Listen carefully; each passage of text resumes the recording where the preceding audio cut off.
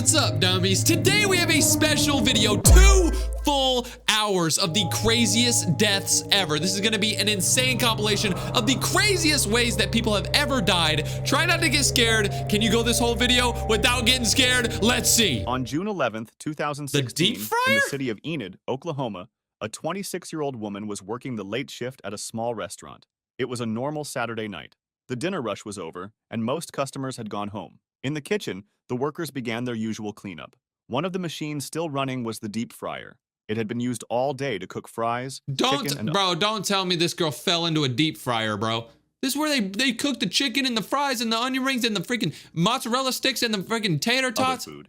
Even after hours of cooking, the oil inside was still over 350 degrees Fahrenheit. Oh. The surface of the 350-degree oil, bro. Whenever it's like 80 degrees outside, it's hot, bro. So imagine 350. Oh. oil shimmered in the light, giving off waves of heat. Everyone in the kitchen knew to be careful around it. The worker had been mopping the floor and moving between stations. The floor was slick from grease and water, and in the rush to finish, safety was not the first thought on anyone's mind. As she walked past the fryer, her shoes lost their grip. In a single second, she slipped forward. There was no time to catch herself. She fell chest first into the fryer. The hot oil splashed over her arms, chest, and face. Oh. The pain was instant and overwhelming. Her scream filled the kitchen. Other workers dropped what they were doing and ran toward her. 2 men grabbed her by the arms and pulled her back out, but the damage had already been done. Her skin was badly burned, clothes stuck to her body, and parts of her face had turned dark from the heat. Every movement caused more pain. An ambulance arrived within minutes. Oh. Paramedics wrapped her in wet cloths and rushed her to the hospital. She fell Doctors into tried to a deep stabilize fryer. her, but the burns were too severe. More than half of her body had been destroyed by the oil. Died? Her organs also began to fail from the trauma. Despite everything the doctors tried, she was pronounced dead shortly after arriving. Bro. Later, investigators found that the kitchen floor had no anti-slip mats and the fryer had no guardrails. Wow. The gas stove incident. Gas On March stove 12, incident. 2014, people in East Harlem, New York, woke up to an ordinary morning. Families were cooking breakfast in their apartments. Children were getting ready for school. In one of the kitchens, a gas stove had been leaking for hours. Nobody noticed the smell at first. Gas is dangerous because it fills a room quietly. If it builds up and a flame is lit, the whole space can explode in an instant. Wow. At 9:31 a.m., a spark from a stove set off the gas. The kitchen exploded like a bomb. Walls shook, windows shattered, and fire rushed through the building.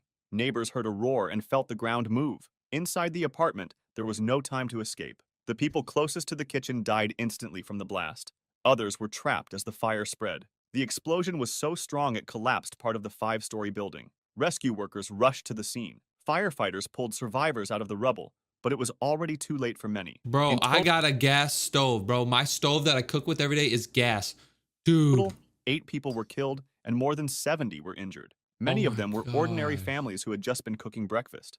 Investigators later confirmed that the blast came from a broken gas pipe that fed into the stove. The pipe had cracks and leaks that had not been fixed.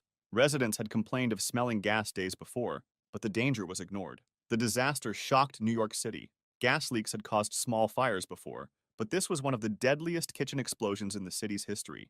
Newspapers showed pictures of the destroyed building, with only smoke and broken bricks where families had once lived. The terrifying part about gas is that you can't see it, and that's exactly what makes it so deadly. And just like that, there are invisible dangers online that we often ignore. I realized this myself when I stole this dude got a sponsorship on the dark $1 and get out of the way, bro. The pinned on cooker incident. In 2017, thanks to Ara for sponsoring this video. All right, the here we pressure go. cooker incident. In 2017, a family in Florida was preparing dinner at home. Like many households, they used a pressure cooker. It was a common kitchen tool, designed to cook food faster by sealing steam inside a heavy pot. But when something goes wrong, the pressure inside can turn it into a deadly weapon. On this evening, the family's pressure cooker was filled with beans. As it heated up, the valve on the lid should have released extra steam. Instead, it failed. Pressure built inside the pot, higher and higher, until the lid could no longer hold it. Suddenly, the lid blasted off with the force of a bomb. It shot across the small kitchen like a piece of flying metal. In the path of the explosion was a young child. The lid struck the child in the head. The noise of the blast was so loud that neighbors thought it was a gunshot. Inside the kitchen, chaos followed. Food and boiling water sprayed across the room. The family rushed to the child, who was already badly injured. They called 911 and tried to stop the bleeding while waiting for paramedics. An ambulance arrived quickly. The child was rushed to the nearest hospital. Doctors worked through the night, but the head injury was too severe. The next day, the child was pronounced dead. Oh my The God. accident shocked the city. Local news Wow. reported it as a tragic reminder of the hidden danger in every home. Pressure cookers were supposed to be safe, but defective valves and worn-out seals had already been blamed in dozens of injuries and deaths across the United Wow. States. In the following months, lawsuits were filed against pressure cooker manufacturers. Consumer safety groups warned about models that had faulty lids or failed safety features. The grease fire incident. On November 28, Huh? 2014, the day after Thanksgiving, a family in Cedar Hill, Texas, was finishing their holiday meals. In the kitchen, a large pot of oil sat on the stove.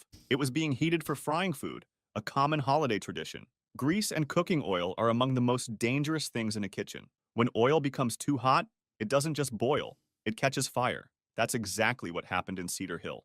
At some Wow. point during the cooking, the oil began to smoke. Seconds later, flames shot up from the pot. The fire spread fast. I didn't know Flames that was reached the wooden possible. cabinets above the stove. The kitchen filled with thick smoke. A woman in the house, trying to stop the fire before it consumed the home, made a fatal mistake. She grabbed the pot of burning oil with the intention of carrying it outside. The moment she lifted it, the oil splashed over the edge. Burning liquid poured down her arms and chest. Her clothes caught fire instantly. She screamed as the flames spread across her body. Neighbors heard the cries and rushed over. They saw smoke pouring from the kitchen window. By the time they pulled her out of the house, she had already suffered burns across most of her body. Firefighters arrived within minutes and extinguished the fire, but I the thought they were damage to gonna her was done. pour Paramedics water rushed on her her. to Parkland Memorial Hospital in Dallas, a facility known for its burn unit. Doctors tried to stabilize her. She was placed in intensive care, but the burns were too severe. Within hours, she died from her injuries. The case Wow. appeared in local news across Texas as a tragic holiday accident. Fire officials explained that grease fires happen quickly, often within seconds. Once the oil ignites, the flames can double in size almost immediately. They used it to warn the public. This is why I Never don't move a eat pot of oil. burning oil. I never eat oil. I use butter. Never throw water on a grease fire. Seed The oils only are safe horrible way is for to you. smother it with a lid or a fire extinguisher. The electrocution incident. In July 2019, at a restaurant kitchen in Allentown, Pennsylvania, a normal day of work ended in tragedy. The victim was a 32-year-old kitchen employee. His job that afternoon was to clean and maintain a commercial deep fryer. The fryer had an electric heating system. It Deep used fryer. strong power cables to keep the oil at cooking temperature. Over time, grease and water had leaked into the wiring. The protective covers were damaged, but the machine was still in use. As the worker leaned in to clean the area, he touched one of the metal parts connected to the power line. In that instant, thousands of volts passed through his body. Oh my Witnesses later said that he gosh. cried out and collapsed immediately. His co-workers at first thought he had slipped, but when they tried to pull him back, they felt the shock themselves. They had to use a wooden broom handle to move him away from the fryer. Emergency services were called at once. Paramedics arrived within minutes, but the man was already in cardiac arrest. They tried CPR and Wow. used a defibrillator. For Electrocution nearly is half an hour, crazy. they attempted to restart his heart. Finally, at the hospital, he was pronounced dead. Investigators He from the dead. Occupational Safety and Health Administration, OSHA, reviewed the scene. They found that the fryer had exposed wires and no Wow. proper ground connection. It was a clear safety violation. The restaurant was fined thousands of dollars for failing to maintain safe equipment. Electrocution in kitchens is less common than burns, but it is just as deadly. Water, steam, and metal surfaces make kitchens perfect places for electricity to spread. In this case, a single contact point was enough to kill instantly. The freezer incident. On September 23, 2019, a 61-year-old woman started her morning shift at a restaurant in Boston, Massachusetts. Like many kitchen workers, she began the day by checking supplies. The restaurant had a large walk-in freezer, a cold room where meat, vegetables, and She other food were definitely stored. got trapped At in around that 8 freezer, a.m., huh? she stepped into the freezer. The heavy metal door closed behind her. Normally, this was no problem. Walk-in freezers are built with safety handles on the inside, so workers can always push their way out.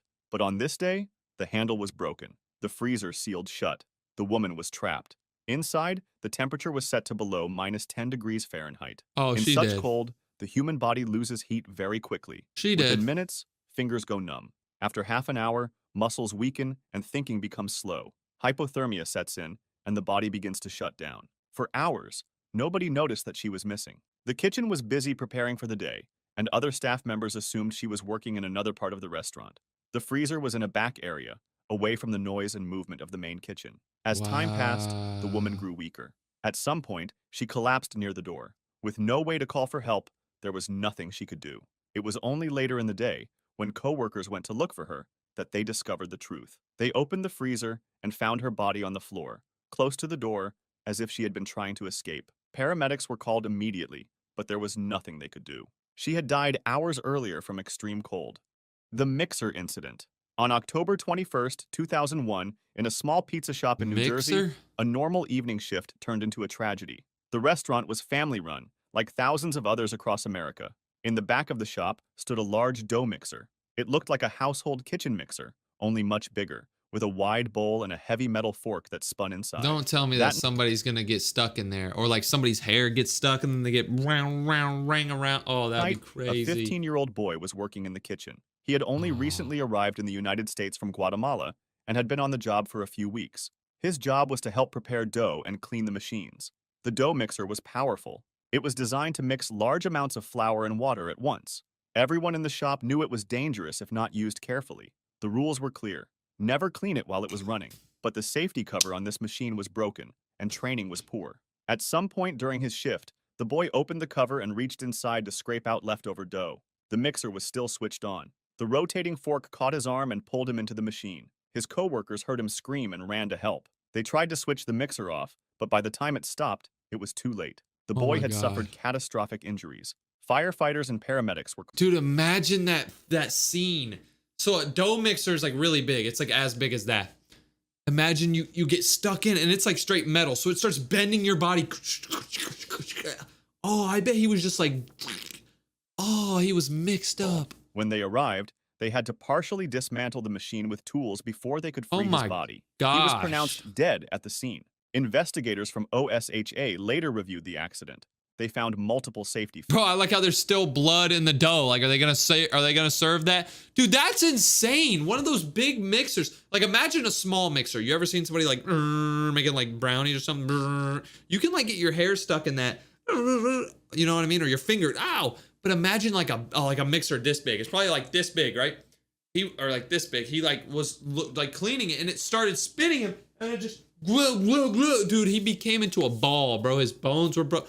Oh my gosh. Nobody was hurt, by the way, YouTube.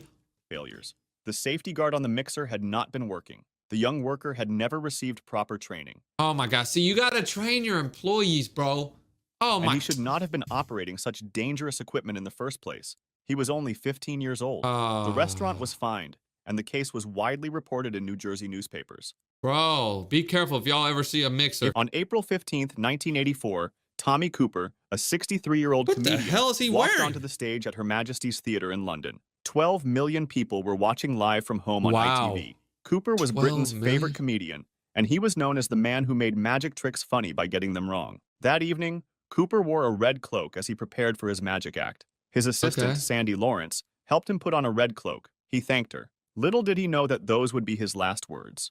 As the show proceeded, the audience was already laughing. Suddenly, he slumped backward against the curtain. His body twisted. His legs twitched. The audience roared with laughter. They thought it was part of the act. Dude, they thought he was trolling, but he was like, dying, but they were like, ha ha ha. That's crazy. Cooper was famous for physical comedy. This looked like another one of his brilliant gags. But behind the curtains, something was wrong. Cooper wasn't moving on cue. The routine was taking too long. Director Alistair McMillan realized immediately that something terrible had happened. He cut to an unscheduled commercial break, but they had to continue the show. Les Dennis and Dustin G were pushed onto the stage. They performed, while behind the curtains, people desperately tried to save Cooper's life. They tried to revive him, hitting his chest, trying CPR, but Cooper wasn't responding. CPR? That's that mouth-to-mouth stuff where you blow in someone like, that's nuts. He was later rushed to Westminster Hospital and was pronounced dead on arrival from a massive heart attack. Tommy Cooper died to roars of laughter, while 12 million people thought it was just another joke. Bro, that is actually crazy to think about. He was performing, like he was like a funny performer. And then he like, oh, snap, I'm having a heart attack. And people were like, ha ha, ha ha. Dude, imagine like dying, like, oh, it's not a joke. And everyone's like, ah. Oh my God, that is a crazy incident. Wow. The Phoenix helicopter. All right, here's the next one. On July 27th, 2007, 2 news helicopters were covering a police chase in Phoenix, Arizona. The helicopters belonged to KNX-VTV and KTVK. Both stations were broadcasting the pursuit live. It was mid-afternoon, a routine chase, the kind that happens frequently in major cities. The suspect was fleeing in a stolen vehicle. Man, that old-ass car, but why would you steal that old-looking... Man, that looks like a damn submarine. Police were following. The helicopters circled above, filming for their respective stations, providing aerial coverage. KTVK's helicopter carried pilot Scott Bowerbank and photographer Jim Cox. Bro's last name is Bowerbank. KTVK's helicopter carried pilot Scott Bowerbank and What type of last name is Bowerbank? photographer Jim Cox. All right, that guy's last name is helicopter carried pilot Craig Smith and photographer Rick Krolak. All four were experienced professionals. They'd covered countless chases before. Around 12:46 p.m., the helicopters were over Steele Indian School Park in central Phoenix. Indian School Park, bro? I've been there. I've actually been to Indian School Park, bro. What? I used to live in Arizona, if y'all don't know. This was active below. Cameras were rolling. Then disaster struck. The helicopters collided in midair. The rotor blades hit each other. Metal tore. The aircraft spun out of control. Viewers watching at home saw the helicopters in frame during the chase coverage. Then suddenly, both helicopters plummeted to the ground. They crashed in the park below. One hit near trees. The other crashed nearby. All four men died instantly. Oh, not Bowerbank. There were no survivors. Miraculously, nobody on the ground was hurt. Oof. The academic interview. All right, here's on the next one. September 12th, 2018, Professor Rita Jitendra appeared live on Doordarshan's Good Morning J&K, an Indian television news channel. She was there to discuss political issues. Jitendra was a prominent academic and political analyst. She frequently appeared on news programs to provide expert commentary. The interview began... Okay, I'm pretty sure she's gonna, like, die, because look at her. I mean, he even drew her with a bunch of wrinkles. She's close to expiration. Jitendra sat in the studio discussing current events with the host. She was articulate, composed, answering questions thoughtfully. Then, mid-sentence, Jitendra stopped talking. Her expression changed. She tossed her head backward and gasped for air. The host immediately realized something was wrong and called for help. Cameras were still rolling, broadcasting live. Viewers watched as Jitendra struggled to breathe. She collapsed in her chair. Studio staff rushed over and called for medical assistance. Medics arrived quickly and rushed her to a nearby hospital. She'd suffered a massive cardiac arrest. But doctors couldn't save her. Rita Jitendra was pronounced dead shortly after arrival. The incident shocked India. A prominent academic had died live on television. See, that's the thing. Live on TV, she was just talking, saying like, yeah, I think we should... oh my God. Middle of an interview while discussing ordinary political matters. All right, what's the next one? The Breakfast Show incident. On November 13th, 1986, 24-year-old Michael Lush was rehearsing for a stunt on the BBC television program The Late Late Breakfast Show. The show, hosted by Noel Edmonds, was famous for its dangerous live challenges performed by members of the public. Lush had volunteered to perform a stunt called Hang 'em High, which involved bungee jumping from a box suspended about 120 feet above the ground. It was supposed to be spectacular, daring, safe. During the rehearsal, Lush climbed into the metal box. The box was hoisted high into the air by a crane. He was secured to an elastic bungee cord by a carabiner clip fastened to an eye bolt inside the box. Crew members stood below, watching. Cameras were ready. Then came the signal. The box was released and Michael dropped. Suddenly, something went wrong. The clip detached from its mounting. The cord failed to stop his fall. He plunged 120 feet and struck the ground. The impact was catastrophic. He was killed instantly. The accident shocked Britain. The death of Michael Lush changed British television forever and ended the era of live, unregulated stunts.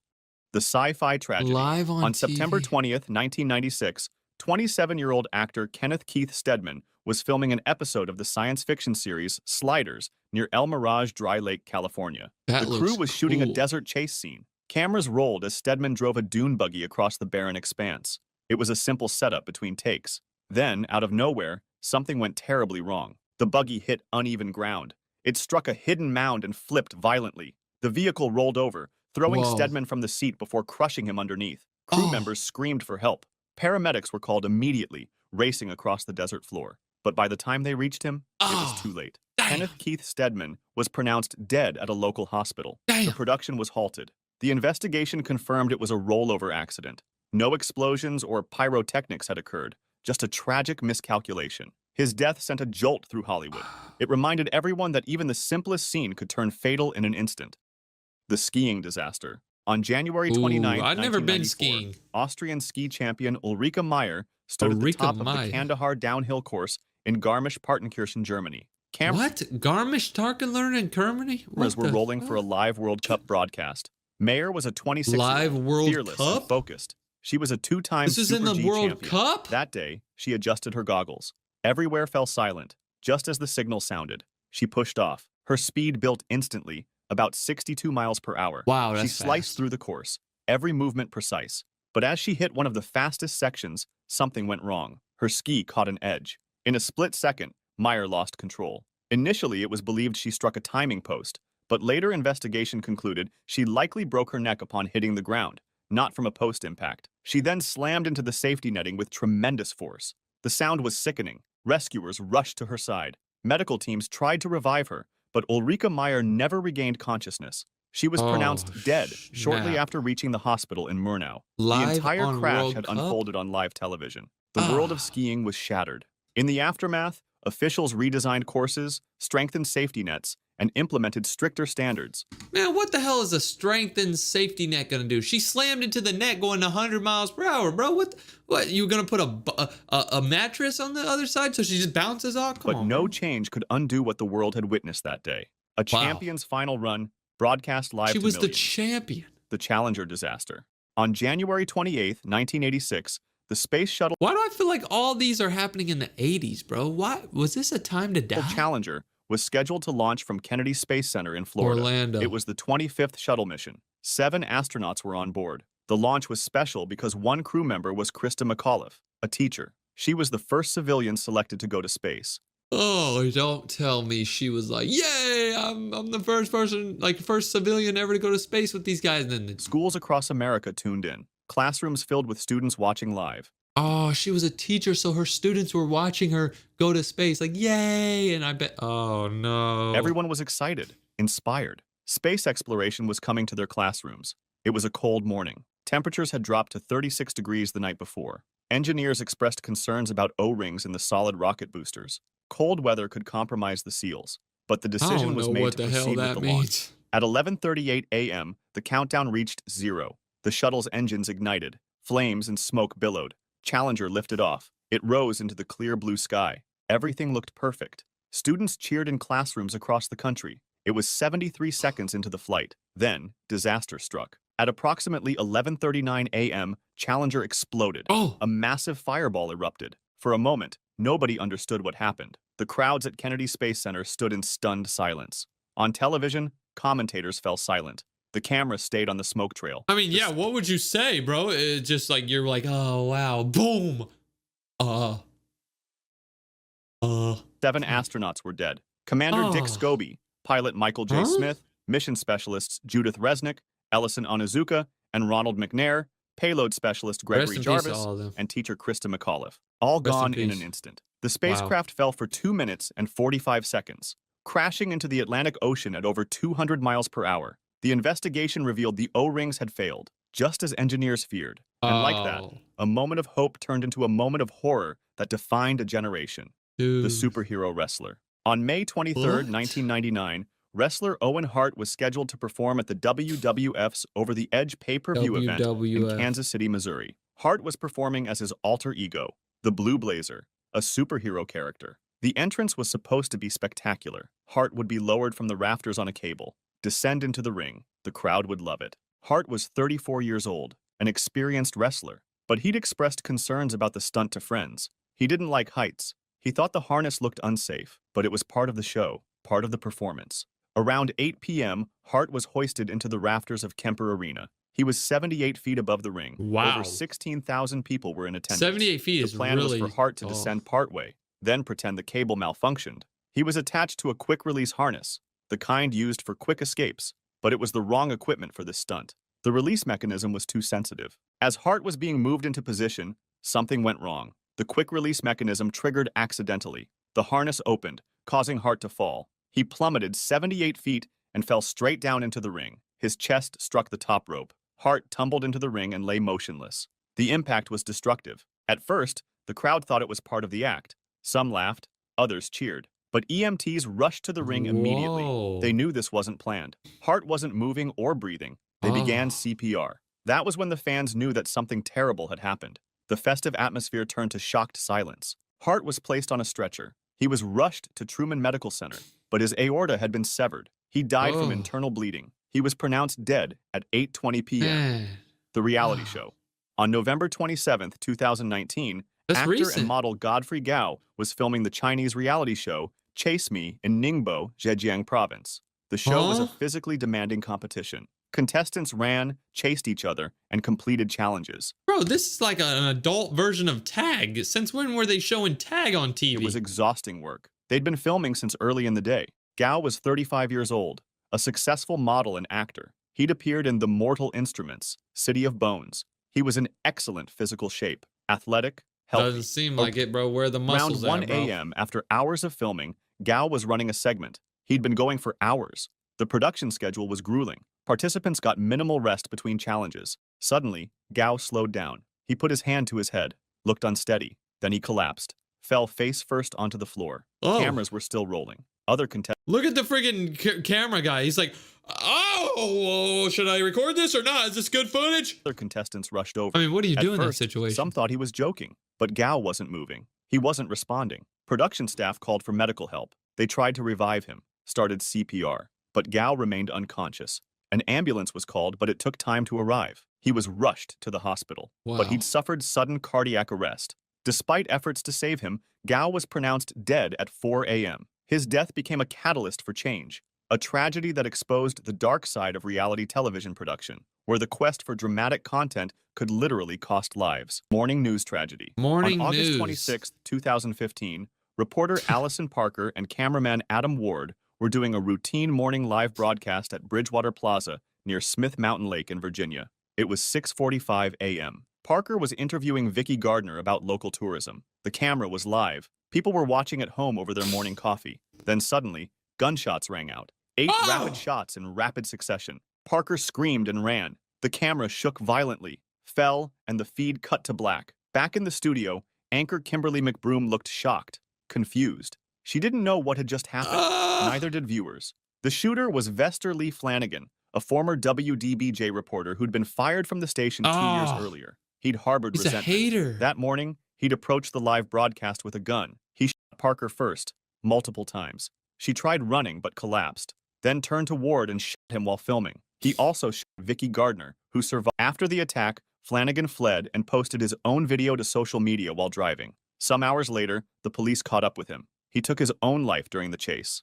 Allison Parker and Adam Ward died at the scene. The Cavett Show. On June 8, 1971, The Dick Cavett Show was filmed at ABC Studios in New York City. The guest list that day was impressive. Writers, thinkers, celebrities. Among them sat J.Y. Rodale, a 72-year-old publisher and founder of Organic Gardening magazine. He was a pioneer of the organic food movement. Rodale was cheerful, lively, and proud of his work. During his interview, he spoke passionately about health, vitality, and the benefits of natural living. He joked that he would live to be 100. The audience laughed. Cavett smiled. Everything seemed perfectly ordinary. When his segment ended, Rodale stayed on stage as the next guest was introduced. The conversation continued. Cameras kept rolling. Then, without warning, something changed.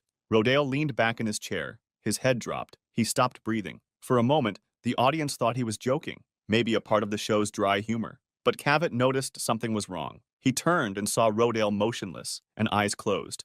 At that moment, the laughter faded. Crew members rushed to his side. Medical staff tried to revive him, but J.I. Rodale was already gone. He had suffered a massive heart attack, dying instantly right there on the studio floor. Later, Dick Cavett described it as one of the most unthinkable moments of his career. This guy was just talking about how he was so healthy and he was gonna live for 100 years and then he died a second later. This is insane, bro. June 21st, 2007, 13-year-old Caitlin Lassiter arrived at Six Flags Kentucky Kingdom with her family for what should have been a perfect summer day.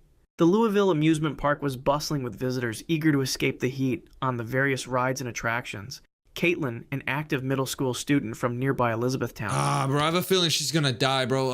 It's like a middle school girl, bro. That's so sad. Forward to this trip for weeks. She had been looking forward to this trip for weeks, bro. She marked it down on her calendar. She was like, I can't wait to go to Six Flags. And then she died. She was particularly excited about the Superman Tower of Power, the park's signature thrill ride that dominated the skyline at 177 feet tall. That's tall. The Superman Tower of Power was considered one of the most popular attractions at Kentucky Kingdom. The ride worked by seating passengers in a circular gondola with their feet dangling freely beneath them. A sophisticated cable and pulley system would lift riders to the top of the tower. I don't even know what any of that pause for means. a moment to build suspense, then release them into a... I've actually done this ride though. I mean, I don't know how the hell it works, but it takes you up slowly and then you're all sitting at the top and then boom, you drop really, really fast. I always got scared that I was gonna hit the ground. Fall back toward the ground. The sensation of weightlessness combined with the panoramic view of Louisville made it a must-ride attraction for thrill seekers. Safety harnesses secured riders around their torso and shoulders, while their legs hung unrestrained below the seats.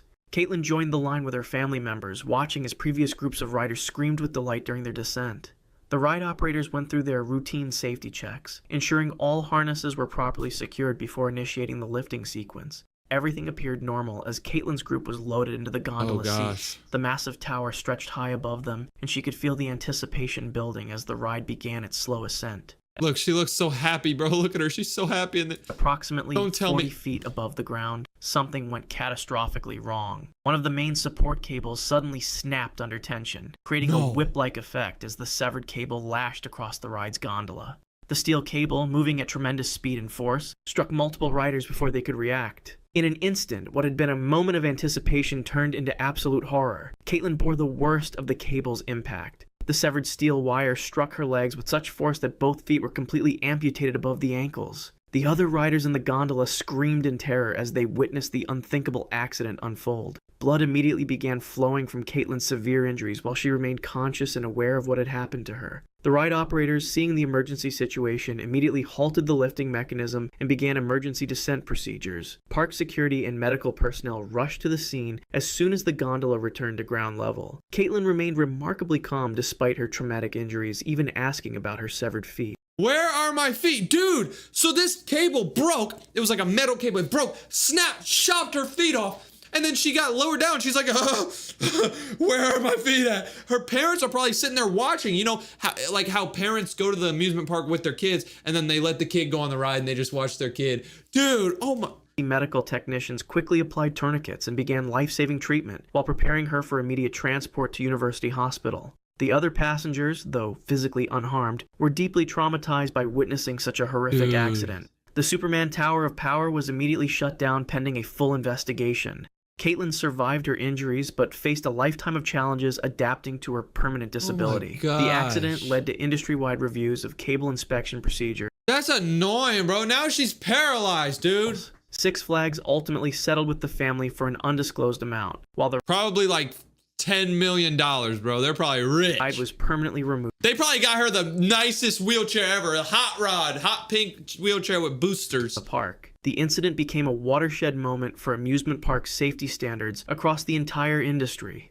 Big Dipper roller coaster derailment incident. On May 30th, 1972. 1972? No wonder something went wrong, bro. Most of us weren't even born. What the hell, dude? They had roller coasters in 1970? Families across London flocked to Battersea Fun Fair to celebrate the holiday. Bro, that looks weak. Okay, that looks trash, bro. Whoever got hurt here, you deserve it for going to this. The popular amusement park located along the Thames had been a beloved destination for generations of Londoners seeking thrills and entertainment. Among the fair's most popular attractions was the Big Dipper, a classic wooden roller coaster that had been delighting visitors since 1951. This was made in 1951. Bro, that thing probably goes 3 miles per hour, bro. How could there be a incident, bro? Ride with its traditional white painted wooden structure and steep drops represented the golden age of British seaside entertainment. The Big Dipper stood as a testament to post-war optimism, built when the country was recovering and families were eager for simple pleasures. The coaster featured a series of hills. I get it. So basically, back in the day, if you guys don't really know history, I don't know history, but basically, they built this roller coaster when the world wasn't doing very good. The United States, we had just gotten out of the war. You know, people were sad. So this roller coaster was actually like something good for people. Like people were, you know, their families were dying in the war and stuff. So they liked this roller coaster. Okay, I see. Families were eager in that era, reaching speeds of approximately 35 miles per hour. Its cars could hold up to 20 passengers at a time, and on busy days like this holiday weekend, the ride operated continuously with minimal downtime between cycles. The wooden track, supported by an intricate framework of timber beams and cross braces, had weathered more than 2 decades of London's harsh climate. Among the holiday crowd were several families with children, including groups of teenagers who had come to the fair specifically for the thrill rides. The Big Dipper's line stretched long on this busy afternoon, with excited riders waiting their turn to experience the classic coaster. Many of these visitors had ridden the Big Dipper countless times over the years, trusting in its familiar rhythms and well-worn safety record. The ride operators, following their standard procedures, loaded passengers into the train cars and secured the simple What do y'all lap bars think's that gonna served as happen? the primary restraint system. As the fully loaded train climbed the first Comment down below right now. What do you think's happening? You think people are gonna die? You think people are gonna have their legs chopped up? What do you think? Oh yeah, by the way, YouTube, nobody was hurt, by the way, so I don't get my video deleted. All right, I think someone's gonna fall off. potential energy for the exciting descent ahead, See if we're passengers right. could see across the Thames and Don't the cheat, London by the way. skyline beyond.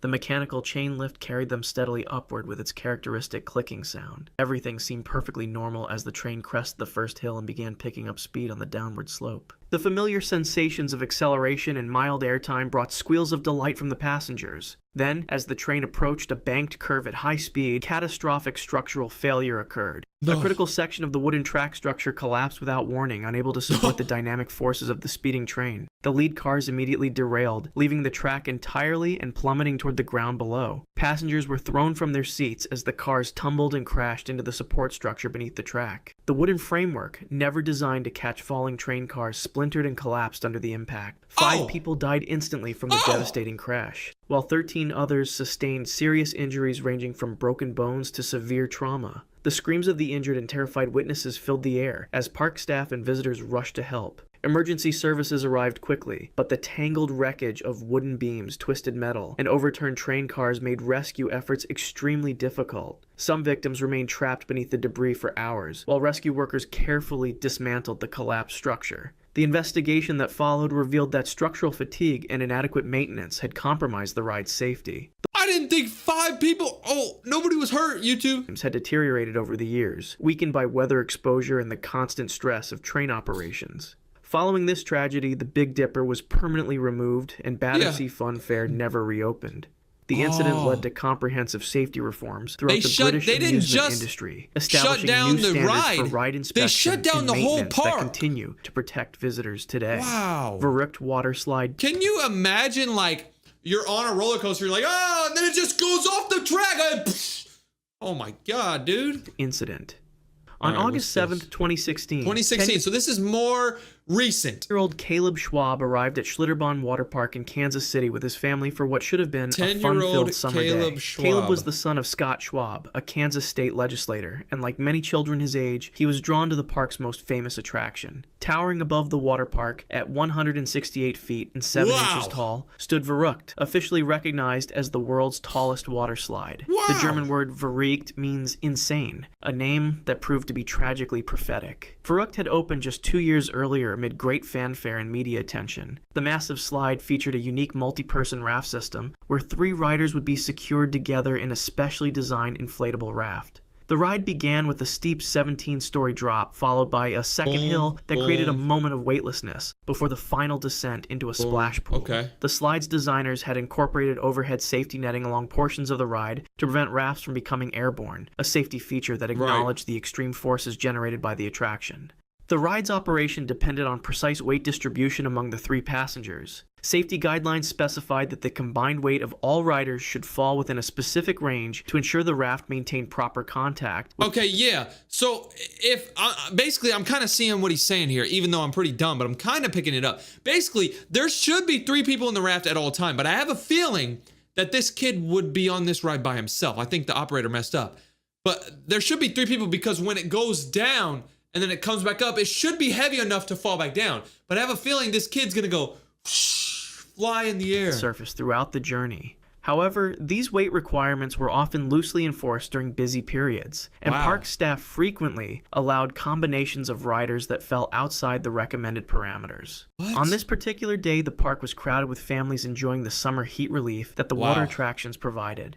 Caleb was excited to experience the world record slide, despite being smaller than the typical rider. He was paired with 2 adult women in the 3-person raft, creating a weight distribution that was significantly below the recommended minimum. The raft was secured at the top of the 168-foot tower, with all 3 riders strapped in using Velcro and nylon restraints. Park attendants gave their standard safety briefing before releasing the raft down the steep initial drop. The The raft accelerated rapidly down the first massive drop, reaching speeds approaching 70 miles per hour as it hit the bottom and began climbing the second hill. Due to the improper weight distribution, the raft carried too much momentum as it crested the second hill. Instead of following the slide surface as designed, the raft became completely airborne for several feet.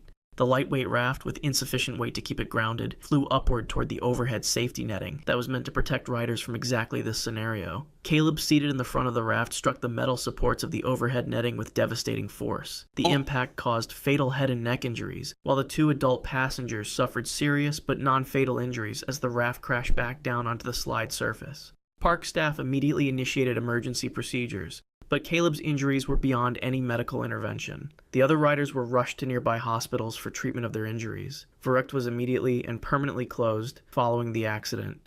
The subsequent investigation revealed a pattern of safety violations and design flaws that had been ignored since the ride's construction. Criminal charges were filed against several park executives and the ride's designer for reckless behavior and second-degree murder. Evidence emerged showing that engineers had repeatedly warned about safety issues during construction, but these concerns were dismissed in favor of meeting opening deadlines. The slide was completely demolished in 2018, and the incident led to comprehensive reforms in waterslide safety regulations nationwide. Haunted Castle Fire Incident. Wow. On May 11, 1984, Six Flags Great Adventure in New Jersey was experiencing one of its busiest spring evenings of the season. The warm weather had drawn large crowds to the popular theme park, with families and groups of teenagers eager to experience the various rides and attractions. Among the park's most popular draws was the Haunted Castle, a walk-through dark ride that promised visitors a terrifying journey through a maze-like structure filled with ghosts, monsters, and other frightening surprises. The attraction had become a must-visit destination for thrill-seekers looking for a different kind of adrenaline rush. The Haunted Castle was housed in a large castle-themed building that had been constructed as a temporary structure, but had remained in operation for several years.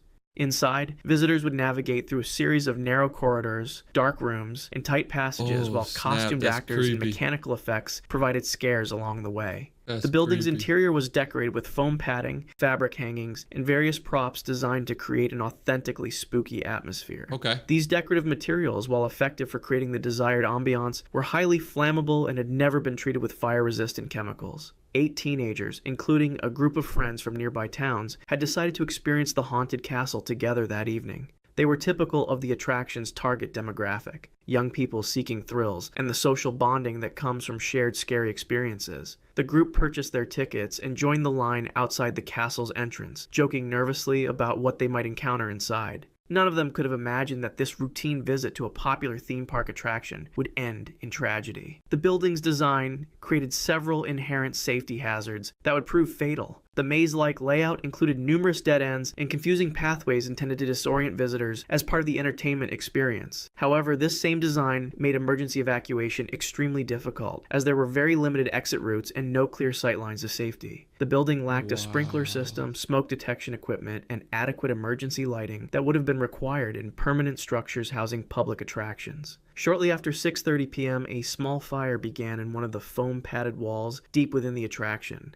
The exact cause was never definitively determined, but investigators suspected that either an electrical malfunction or a discarded cigarette had ignited the highly combustible foam materials. Within minutes, the flames spread rapidly through the interconnected rooms and corridors, fed by the abundant flammable decorations and furniture throughout the structure. The building quickly filled with thick, toxic smoke that made visibility nearly impossible. Visitors inside the attraction initially thought the smoke and heat were part of the show, as special effects were commonly used to enhance the scary atmosphere. That's the thing. They're in a haunted castle ride. If I was in a haunted castle ride and there was a bunch of smoke, I'd be like, oh God, like, I mean, I guess it makes sense, but geez, it stinks. And then you start seeing fire, you might be like, oh, maybe that's a fake fire. And then boom! By the time people realized they were in genuine danger, the fire had spread extensively, blocking many of the limited exit routes. The maze-like interior, designed to confuse visitors under normal circumstances. Wow, that sucks. So this building was supposed to be like a maze because you go through the ride and you don't know where you're at. Oh my God, it's creepy. But whenever there's a fire, you gotta know where you're at. You gotta know how to get out. Desperately to find their way out through the smoke-filled corridors. The 8 teenagers became separated and lost in the burning maze. Despite the efforts of emergency responders who arrived quickly at the scene, all 8 young people died from smoke inhalation before they could be rescued. The victims ranged in age from 15 to 18 years old, their lives cut short by a preventable tragedy that exposed serious gaps in amusement park safety regulations. The investigation that followed revealed numerous safety violations and regulatory failures. The structure had been approved as a temporary building, but had operated for years without... I'm not gonna lie. If I'm stuck in that building, I'm kicking through the wall. If there's fire coming up, I don't care. I'm channeling an inner god, and I'm I'm breaking through the wall. Building codes. I don't give a fuck. Criminal charges were filed against several park officials, and the incident led to comprehensive reforms in fire safety requirements for all amusement park attractions they got arrested. Nationwide. The people who made that. The tragedy at the Haunted Castle became a turning point that fundamentally changed how the industry approaches safety in entertainment venues. Worlds of Fun decapitation incident. On June 7th, 1981, Worlds of Fun amusement park in Kansas City was operating under... Why is it always in Kansas City? I'm pretty sure something else happened in Kansas City earlier in the video, but I don't have enough typical brain summer power. Conditions with moderate crowds enjoying the various attractions throughout... Yeah, dude, this is June 7th. It says June 7th. Just imagine how many people would be at this freaking amusement park. June 7th? That's like the peak of summer. June is summer. Oh my gosh. The park's signature roller coaster, the Orient Express, had been thrilling visitors since its opening, featuring a unique design that included multiple inversions and high-speed elements that made it one of the most popular rides in the Midwest. The coaster's distinctive red and yellow trains regularly carried passengers through a series of loops, corkscrews, and banking turns that provided an intense but generally safe riding experience for thousands of visitors each operating season. William Haithcote was a 20-year-old seasonal maintenance worker who had been employed at the park for several weeks. Like many young people working summer jobs at amusement parks, he was eager to prove himself reliable and thorough in his duties. William had been assigned to perform routine maintenance inspections on various rides throughout the park, a responsibility that required him to examine track conditions, mechanical components, and safety systems to ensure everything was functioning properly. These inspections were typically scheduled during off-peak hours, or when rides were temporarily shut down for maintenance purposes.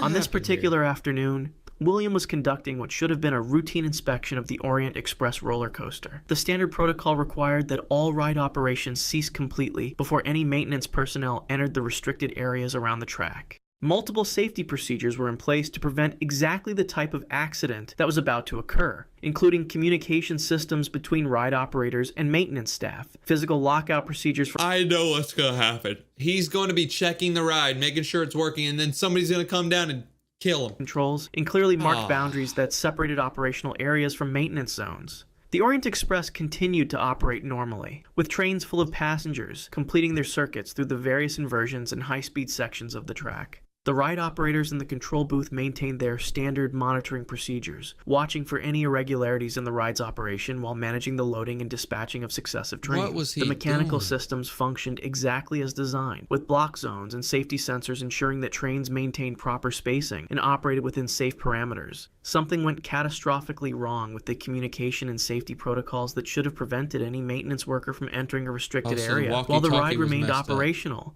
Williams somehow gained access to an area immediately adjacent to the active roller coaster track, placing himself directly in the path of the speeding trains. Whether this was due to a breakdown in communication between departments, inadequate training on safety procedures, or a momentary lapse in judgment, the result was the same. As one of the Orient Express trains rounded a curve at full operational speed, it struck William with tremendous force. The impact was instantly fatal, causing severe trauma that resulted in his decapitation. The passengers on the train experienced the horrific shock of witnessing this tragic accident, while the ride operators immediately initiated emergency shutdown procedures upon realizing what had occurred. The train was brought to a stop as quickly as the safety systems allowed, and emergency services were... What the hell is the ambulance going to do? His head came off. ...into the scene. The immediate aftermath of the accident sent shockwaves throughout the amusement park industry. Worlds of Fun permanently closed the Orient Express. Dude, this picture kind of shows where he could have been. So look, this is the ground right here. He probably was standing like right here, probably had headphones on, and he's just like checking the stuff, and he like turned around, probably had, like he was listening to music or something, and then boom, the track comes, boom, chop it. Oh man. April 16th, 2014, students from Danwon High School in South Korea boarded the Sewol ferry for a class trip to Jeju Island. That's dope. Wait, what? When I was a kid, I would go on school field trips to like the amusement park or something. Like they're going to an island on a boat. What the hell type of school were you at? There were 476 people on board. Most were Hell no. teenagers. They wore Wow. their school uniforms and carried back. This dude's hair looks like a damn lettuce. Oh my God, I need to stop making fun of them. I forgot this was deaths. Sorry, you still do look like lettuce, and that looks like ground beef, and that looks like a paper bag. Okay, I need to chill, bro. What am I? Others had snacks for the journey. They were excited. It was supposed to be a fun field trip. The Okay. ferry was 475 feet long. It had been modified to carry more passengers and cargo. The modifications made it less stable. But nobody told the students this. Around 8:48 a.m., the ferry was sailing through the Yellow Sea. The water was calm. Students were in the common areas. Some were eating breakfast. Others were taking selfies and posting on social media. A few were still sleeping in their cabins below deck. At 8:49 a.m., the ferry made a sharp turn. Too sharp that it caused the ship to tilt to one side. No Students way. stumbled and trays slid across the floor. Everyone was in panic. Then, the intercom crackled. A voice told everyone to stay where they were. The students obediently listened. They trusted the crew, but the ship never stopped tilting further. On the other end, the captain and crew members began evacuating. They left first, leaving the passengers aboard. At No way. 9:30 a.m. No way. The captain and the crew members got off, but they left all the kids in their rooms and stuff. They just said, don't leave your room. Wow. the ship was already listing at 50 degrees. Students in lower cabins were faced with rising water. The corridors had become steep slopes. Some tried climbing out. Others stayed in their rooms like they'd been told. They were scared, confused. Bro, what do you mean should I go out? Break the damn window. I don't care, bro. If like I'm stuck on, like I go on cruise ships all the time. So if something like this were to happen and I was stuck in a room, I'm breaking the damn window, bro. Yet, the water kept rising. Wow. Students who tried escaping faced flooded stairwells. The water was dark and cold. Some made it to windows but couldn't break through. Others got stuck in narrow passages as the ship turned on its side. At 10:31 a.m., the Sewell capsized completely. Divers arrived but couldn't get inside immediately. The currents were too strong. When they finally entered, they found students still in their cabins, still wearing their uniforms. Some were holding hands. Others had their life jackets on, but had never left their rooms. They were holding hands. Oh my god. 304 people had died, Wow. most of whom were students from Danwin High School. Only 172 survived. Shoes and backpacks later washed up on shore. Oh my The gosh. captain was later arrested and sentenced to life in prison. Wow, he got sentenced to life in prison because he freaking left while all the kids were still on board. Yeah, bro, that's messed up. You gotta make sure you get the people up. Wow, so they were planning on going to an island for their freaking school field trip. I mean, at least they didn't have to do homework that day, right? Mount Hood Incident. On May 12, 1986, 19 students and staff from Oregon Episcopal School gathered at Timberline Lodge on Mount Hood. That looks dope. Wow, that looks awesome. I want to go there so bad. I love like a ski resort, like snowy vibe. That is awesome. Were there for base camp, a required outdoor education program. The students were excited. Most had never climbed a mountain before. The group included experienced climbers. Wait, this school did a field trip climbing a mountain? What the hell was wrong with my school, dude? We would go to like Chuck E. Cheese. And teachers. The weather forecast looked good. They planned to climb to the summit and back in one day. The morning was clear and cold. Students wore field jackets and carried backpacks. Some joked and laughed as they hiked. Others were quiet, focusing on the climb ahead. By afternoon, they'd reached higher elevations. The weather was still clear. Everything felt perfect. Then suddenly the conditions changed. Clouds rolled in fast. Wind speeds increased. Visibility dropped. What had been a clear mountain became a white wall of blowing snow. The group tried to descend, but the whiteout made navigation nearly impossible. They couldn't see more than a few feet ahead. The wind was so loud they had to shout to hear each other. The temperature was dropping. Students huddled together trying to stay warm. Some were already showing signs of hypothermia, shivering, confused, moving slowly. The leaders tried to radio for help, but the storm interfered with transmission. Their calls didn't get through. Night fell. The temperature dropped to 10 degrees Fahrenheit. Wind speeds hit 100 miles per hour. Oh my Students god. dug into the snow trying to create shelter. The storm lasted through the night. Students in light jackets faced brutal cold. Frostbite set in. Hypothermia took hold. Rescuers tried reaching them, but the storm was too severe. Helicopters couldn't fly. Ground teams couldn't move in the whiteout. By morning, the storm had passed. Rescue teams found the survivors first. Then they found the others. Bodies curled near rocks. Clothing became stiff with ice. Some students had been only yards from safety, but couldn't see through the storm. Oh, that's crazy, bro. So some of them were right next to the house and right next to the lodge, but because it was so windy and snowy, they couldn't even see that they were so close. Oh my god. People died. 7 students and 9 2 deaths. adults. Oh They my froze to gosh. death on a school trip that was supposed to teach them outdoor skills. Wow. Yanga bus tragedy. On Huh? August 3rd, 1991, students from St. Killian's Mission School piled onto buses for a sports day trip at Regina Coeli School in Zimbabwe. It was a What the beautiful morning. hell? The kids were loud and excited. They'd spent the day competing in games, running races, playing football, and laughing with friends. Around 82 school children were on the buses heading home. They were Wow. tired but happy. Some had won medals. Others compared bruises from the day's activities. Awesome. The bus was full of chatter and singing. The route moved through the mountains near Nyanga, Wow. 180 miles southeast of Zimbabwe's capital, Harare. Beautiful scenery, sharp curves, steep drops. The bus was moving fast, too Ooh. fast for the winding roads. Some Uh-oh. students noticed. A few felt nervous as the bus swayed around corners. Teachers told the driver to slow down. He didn't listen. The bus approached another Really? curve. At that moment, the driver hit the brakes, but it was too late. The bus rolled off the road down the hillside. Oh my Students God. screamed. Bodies tumbled inside. Windows shattered. When it finally stopped, the wreckage was catastrophic. The bus had been torn apart. Bodies were scattered across the slope. Sports equipment lay everywhere. Survivors crawled out. Some were in shock. Others screamed for help. The smell of petrol filled the air. A few students tried helping their friends but couldn't move them. Too much blood. Too many injuries. Rescue took Oh, hours. wow. The crash site was a remote rural valley. There were limited emergency services. Wow. The accident claimed the lives of 89 people. Oh. 82 were school children. Kids who'd been celebrating just hours earlier are now gone because a driver wouldn't slow down. Wow. Alton bus incident. On September Stupid. 21st, 1989, students in Alton, Texas boarded their school bus in the morning. It was a regular day. Junior and senior high school students heading to class. 81 students were on board. The bus traveled along Highway 336. The driver was familiar with the route. A few moments later, something tragic happened. At an intersection, a Dr. Pepper delivery truck approached from another What direction. the hell? The truck driver was supposed to stop, but he didn't stop. Suddenly, Oh. the truck slammed into the side of the bus at full speed. Oh my The impact was gosh. massive. Metal crunched. Glass exploded. Students were thrown from their seats.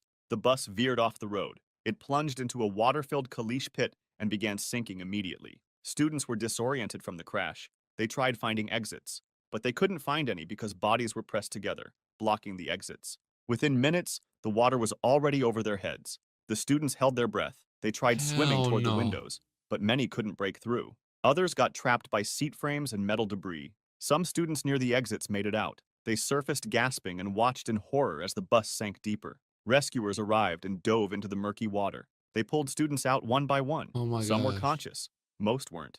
21 students were recorded dead from the Oh incident. my God. Dead Sea tragedy. On October Wow. 25th, 2018, school children from Jordan arrived at Zarqa Mayan near the Jordan? Dead Sea for Like an Michael educational Jordan? trip. It was a popular spot. Hell. Hot springs, beautiful gorges, and rocky passages perfect for photos. That's nice. The morning was sunny and warm. Students explored the area. They took pictures and walked through narrow wadis. That These looks like were me. dry riverbeds carved through rock. But the students didn't know that wadis can become death traps in minutes.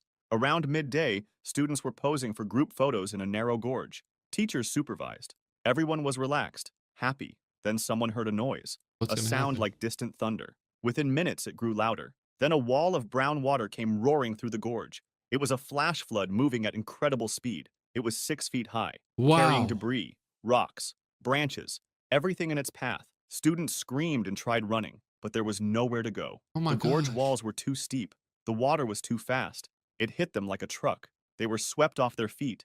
Teachers grabbed at children, but the current was too strong. Bodies tumbled in the churning water. Oh Some clung to no. rocks. Others were carried downstream. The water kept coming, wave after wave, brown and violent. Students who'd grabbed onto something watched their friends disappear in the current. Some students managed to climb higher on the rocks.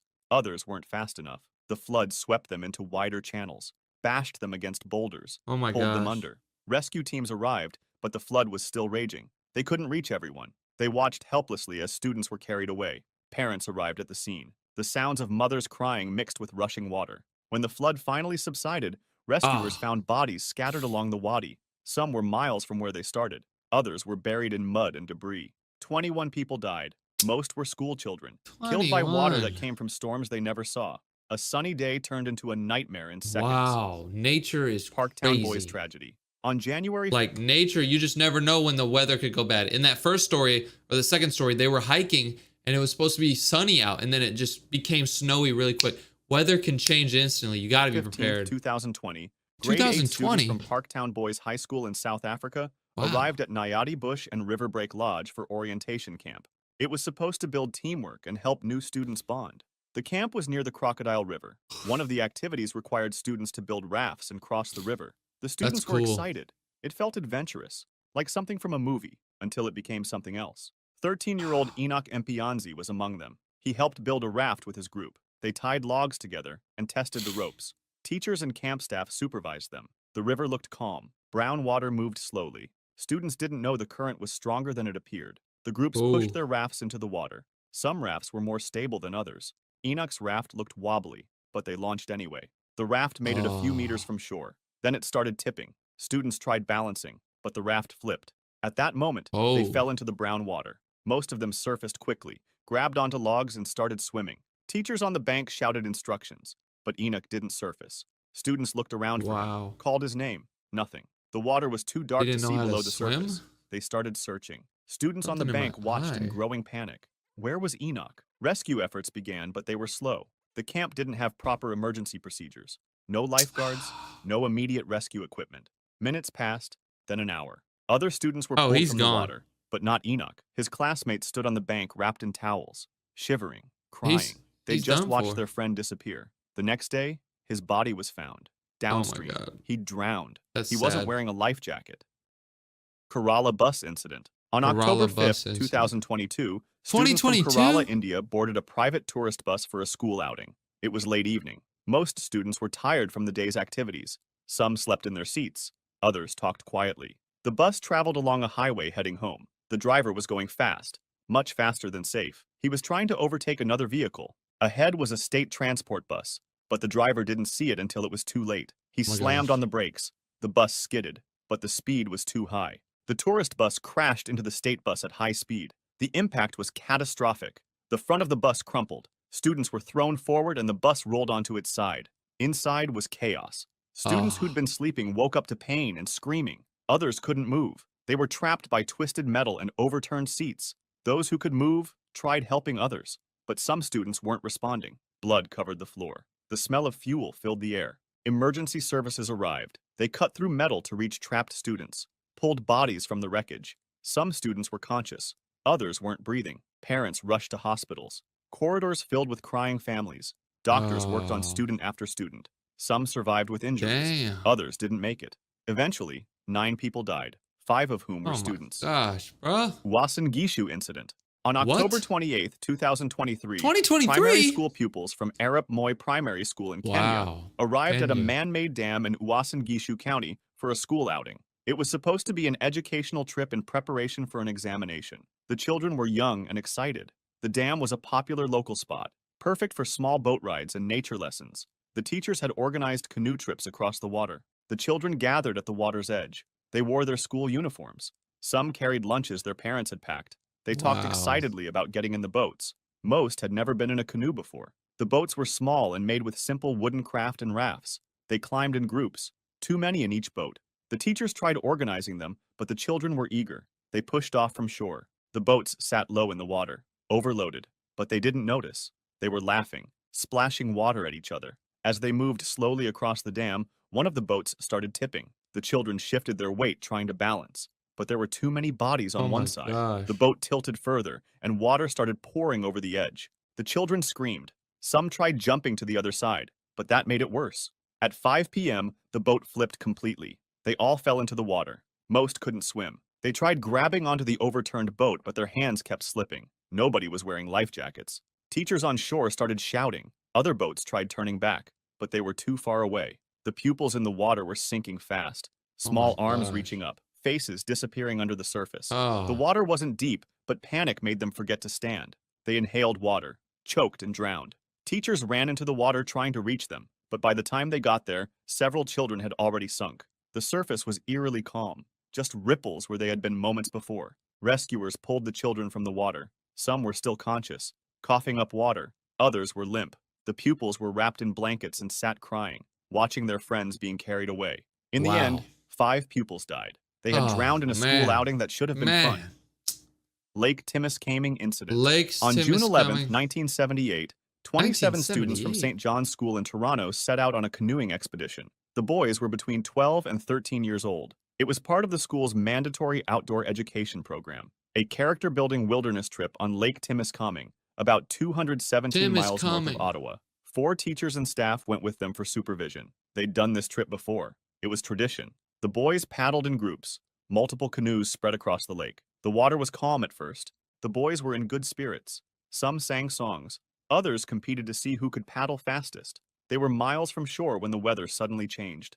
Dark clouds appeared on the horizon. The calm water turned choppy. Teachers recognized the danger. They signaled the canoes to Get head for 'em, shore, come but back, they get were 'em, too come far back. out. Before they Wow. could reach land, the storm hit. The boys paddled desperately, but the waves were too strong. In a moment, Wow. one canoe capsized, then another. The boys were thrown into the cold water. They tried swimming, but the waves kept pushing them under. Life jackets kept them afloat, but the Wow. water temperature was 39.2 degrees Fahrenheit. That's freezing An cold. average adult won't last beyond 40 minutes in it. Teachers in other canoes tried reaching the boys in the water, but the storm was too violent.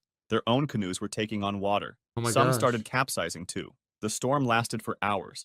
By the time it passed, rescue boats found survivors clinging to overturned canoes, shivering violently in shock. Others floated face down in life jackets. Their bodies had given up fighting the cold. 13 people died, 12 Wow, boys and 1 dude. teacher. They drowned and died from hypothermia on a school trip that was Freezing supposed to cold build character. water? This is crazy, bro. Jack Trice, American football. Okay, On we're October starting off with 6, some football. Let's go. 1923, Jack Trice took the field as Iowa State's starting defensive tackle. He stood 6 feet tall and weighed 200 pounds. Early in the game, he sustained an injury to his shoulder during a collision, but he kept Okay. playing. In the third quarter, Wait, Jack hold on. So this guy got hurt on his shoulder, and then he kept playing, and then he's gonna end up dying? Oh my god. Okay, let's see what happens, bro. attempted a rolling block on an offensive play. He landed on his back. Several Minnesota players trampled over him. Their cleats tore into his abdomen and chest. The weight crushed down on his internal organs. Jack could not get up. His teammates helped him off the field. Team doctors examined him briefly on the sideline. They saw the shoulder injury, but missed everything else happening inside his body. Oh, so they were like, "Oh, your shoulders hurt, bro," and he was like people were stomping on his chest, and they didn't even check it because it was underneath the uniform and stuff. Oh my god. After the game, Jack was taken to a Minneapolis hospital for evaluation. Doctors cleared him to travel. They told him to rest.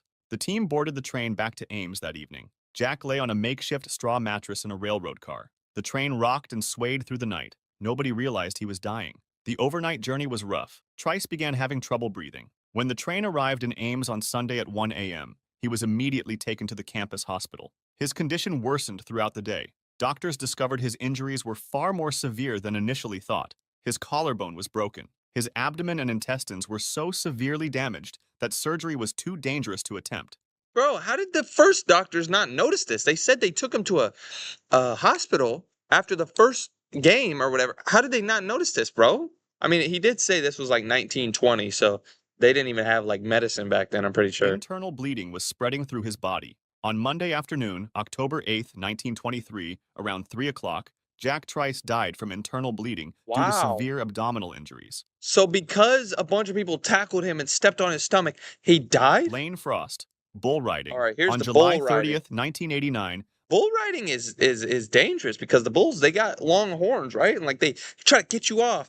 But that's weird that the sport is made about you're riding this bull that's trying to get you the hell off of it. Like that's Lane weird. Frost walked through the gates at Cheyenne Frontier Days in Wyoming. He was 25 years old and one of professional rodeo's brightest stars. He had won the world championship in 1987, and people recognized him wherever he went.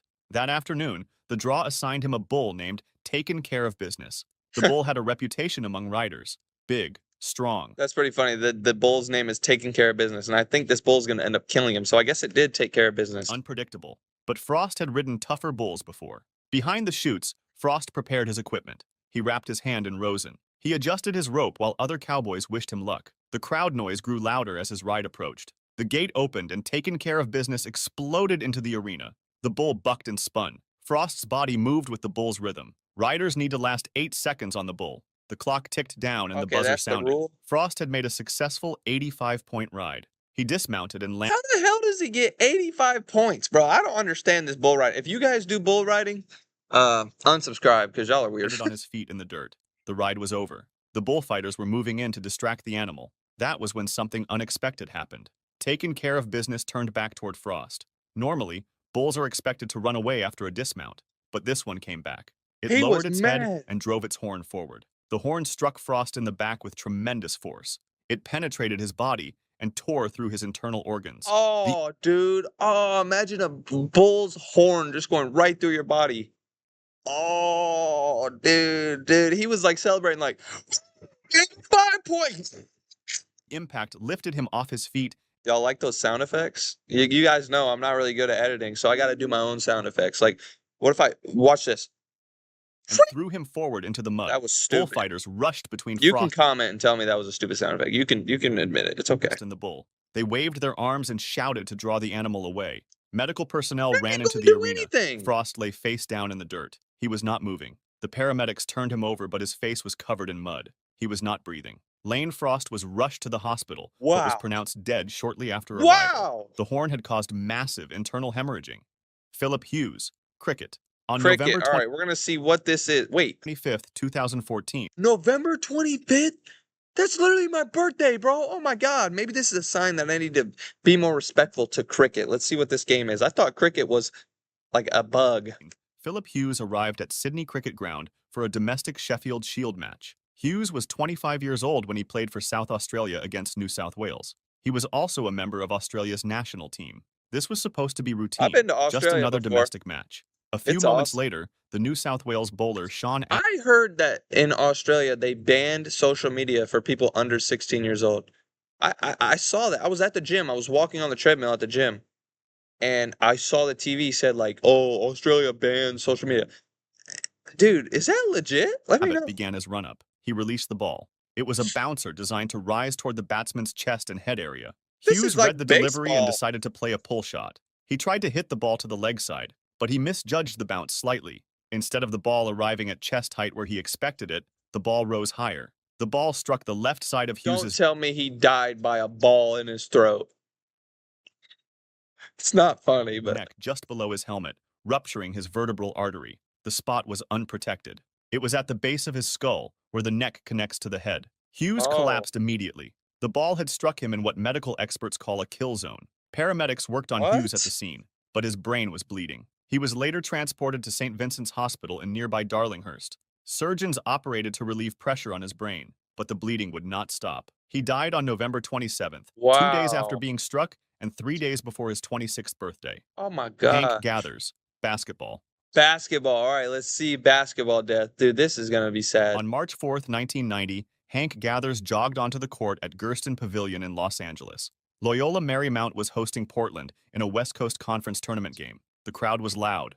The atmosphere was electric. Gathers was 23 years old and That is so young, bro. one of college basketball's most dominant players. Then, the game tipped off. Loyola Marymount played at a frantic pace. They ran constantly, fast breaks, full court pressure, up Wow. and down. Gathers thrived in this system. He scored. He rebounded. He dominated. Early in the first half, teammate Terrell Lowry threw an alley-oop pass toward the basket. Gathers rose up and caught it. He threw down a powerful dunk. The crowd roared. Gathers landed and began jogging back on defense. That was when his legs gave out. He fell forward onto the court. His body went limp. Teammates thought he was joking at first.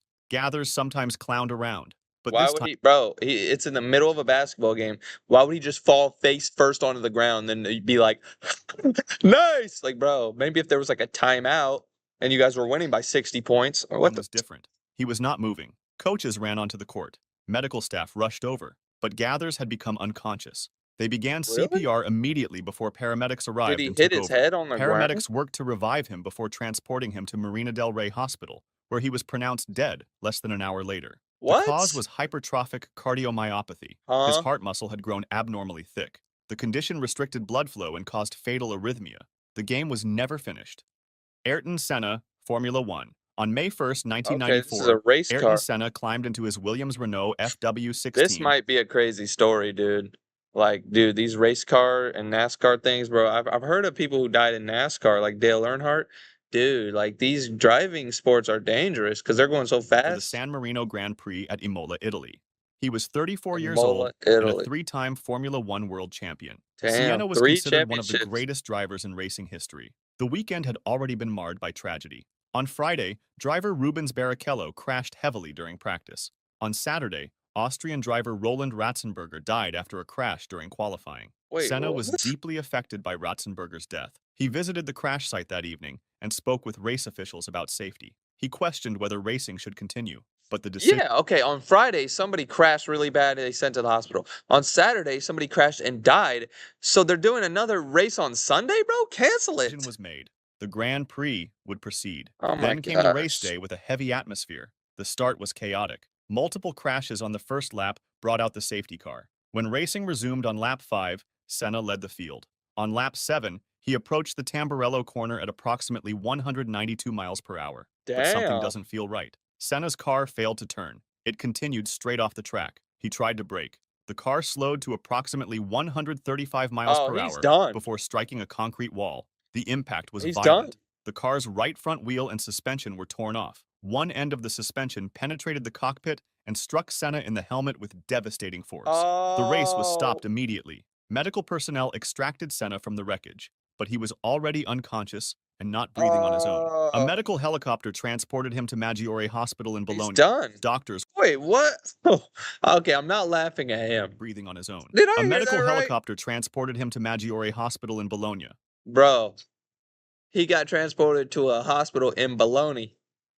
No, they are not saving him. Doctors worked frantically, but Senna's injuries were too Hungry severe. ass He had town. sustained a fatal skull fracture and massive brain trauma. Ayrton Senna was pronounced dead at 6:40 p.m. Two Benny people Kid died on Parrott, that course. boxing. On March Benny Kid 24th, Parrott, boxing. 1962, Okay, Benny so I think this video is every single sport known to man. We're finding out people who died. So that's kind of cool. I thought it was going to be like football, but it's like every single sport. We got racing, boxing. So this is going to be an entertaining ass video. Parrott climbed into the ring at Madison Square Garden in New York. He was Wow, defending that's his a big welterweight arena. title against Emil Griffith. This was their third fight. Each man had won once. I The didn't know rivalry somebody had turned died bitter in after boxing. Parrott called Griffith a derogatory slur at the weigh-in. The fight began with both men trading punches, but by round 12, Parrott was exhausted. Griffith, seeing an opportunity, trapped Parrott against the ropes in a neutral corner. He unleashed a rapid barrage of over 24 punches in seconds. Parrott's head I'm gonna snapped add back sound with effects. each blow. His arms dropped and his legs buckled, but the ropes kept him upright. Griffith kept punching. The referee finally stepped in and stopped the fight. Parrott collapsed unconscious. He was carried from the ring on a stretcher. An ambulance rushed him to Roosevelt Hospital. Surgeons operated to relieve pressure, but the damage was too severe. Benny Parrott never regained consciousness. He remained in a coma for 10 days. On April 3rd, 1962, he died from a massive brain hemorrhage. Wow. Nodar Kumaritashvili, Luge. What the hell is this? Okay, I'm really excited to see what the hell Nodar Komatrashamali Luge On is. February 12, 2010, Nodar Kumaritashvili prepared for his final training run at the Whistler Sliding Center in British Columbia, Canada. The 2010 Winter Olympics opening ceremony was scheduled for that evening. The world's media was gathered. Dude, I love the Olympics because I used to play Mario and Sonic at the Winter Olympic Games on the Nintendo Wii. Dude, that game was so fire. And even Mario and Sonic at the London Olympic Games. Both of the Mario and versus Sonic Olympic games were so good, dude. Like you would like have the Wii controller and like I would the 100-meter sprint and it would be like go and you would have to like do that to be fast, bro. I was always trying to increase my score, dude. That was so fun. I love the Olympics just because of that game, Mario and Sonic. Shout out. From every nation were preparing. Kumaritashvili was 21 years old from the What? country of Georgia. He 21? competed in luge, one of the most dangerous sports in the Winter Olympics. What the hell is Riders luge? lie on their backs on a small sled and slide down an icy track at Oh, I've speeds seen exceeding that 90 before. miles per hour. There is I no didn't know- braking, no steering wheel, just subtle body movements to guide the sled. I The didn't know it Whistler was track was called the that. fastest luge track ever built. It featured 16 turns and dropped 499 feet over nearly a mile of ice. Dude, that's Multiple dope. athletes had crashed during training in the days before. Several had expressed concerns, but Olympic officials said the track was safe. Around 10:50 a.m., Kumaritashvili pushed off and began his run. His sled accelerated down the ice. Turn after turn passed. His speed increased with each section. By turn 16, he was traveling approximately 90 miles per hour. Coming out of he's turn done. 16, his sled lost stability. The runners He's caught an done. edge on the ice. The sled began to wobble. Kumaritashvili tried to correct it, but at those speeds, small movements become amplified. The sled veered left toward the outer wall of the track and struck an unpadded steel support beam just beyond the outer wall of the track. The impact was violent. Medical personnel rushed to him immediately, but Kumaritashvili had sustained massive blunt force trauma to his head and torso. The head injuries caused immediate death. Marco Simoncelli, MotoGP. On October 23, 2011, Marco Simoncelli lined up on the starting grid at This is the Sepang International motorcycle. Circuit in Malaysia. He was 24 years old and was known for his aggressive riding style and his wild curly hair that flowed out from under his helmet. Fans loved him. Fellow riders respected him. At the beginning of the race, everything looks calm. No incidents. The riders settled into their rhythm. Then, lap 2 began. This was when things started taking a tragic turn. The field approached turn 11, a medium-speed right-hand corner. Simoncelli was in the middle of the pack. He leaned the bike over to begin the turn. Then, his rear tire lost grip. The back of the Honda slid sideways. Simoncelli felt the slide and tried... See, that's the thing, bro. In these MotoGP, have you ever seen pictures or even videos of them? When they turn, they get so close. I'm going to throw up a picture right now just to explain what I'm talking about. You guys know, I'm the best editor ever. Perfect. Okay, look at this, bro. Dude, they're getting so close to the ground, bro. Like, if your knee scrapes it, bro, your knee's going to come off. That's a dangerous sport, bro. to save it, but the bike slid sideways directly across the racing line. Other riders were coming at full racing speed. There was no time to react, no time to brake, no time to swerve. Colin Edwards was directly behind. His bike struck Simoncelli's body. Valentino Rossi was also beside Edwards. His bike struck Simoncelli's helmet. Both impacts occurred at approximately 75 miles per hour. It's over. The force tore Simoncelli's helmet off his head. His body tumbled across the track. It's over, bro. Bikes and riders slid in multiple directions. Debris scattered everywhere. Race control immediately red-flagged the race. Medical personnel ran onto the track. Simoncelli had already sustained massive head, neck, and chest trauma. He was transported to the Circuit Medical Center. Shortly after arrival, Marco Simoncelli was pronounced dead. Marc Vivien Foé, soccer. On June 26, 2003, Cameroon faced Colombia in the FIFA Confederations Cup semifinal at Stade de Gerland in Lyon, France. The evening was warm. The stadium was full. This was an important match. The winner would advance to the final. Marc Vivien Foé played defensive midfield for Cameroon. He was 28 years old and one of Africa's best players. He had played for Manchester City in England and was on loan to Lyon. He was experienced and fit. He ran constantly during matches. The game was physical and competitive. In the 72nd minute, Foé was jogging back toward his defensive position. He was not involved in immediate play. No contact had occurred. No collision. Nothing unusual. Then suddenly he collapsed. Foé fell face first onto the grass. His body went completely limp. Players nearby immediately recognized something catastrophic had happened. People just they waved frantically for medical staff. Medical personnel sprinted onto the field. They found Foé unconscious and not breathing. Despite all efforts, Marc Vivien Foé was pronounced dead about 45 minutes after collapsing. The cause was hypertrophic cardiomyopathy, a heart condition where the heart muscle thickens abnormally. Owen Hart, WWE.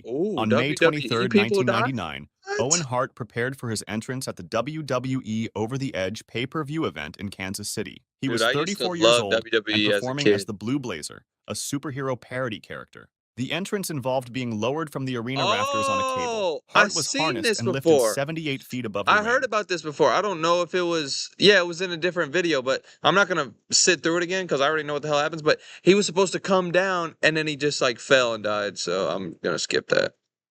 All right, bet. 2001, NASCAR. Dale Earnhardt drove his black number 3 Chevrolet around Daytona International Speedway. My dad loves The Daytona NASCAR. 500 was on its final lap.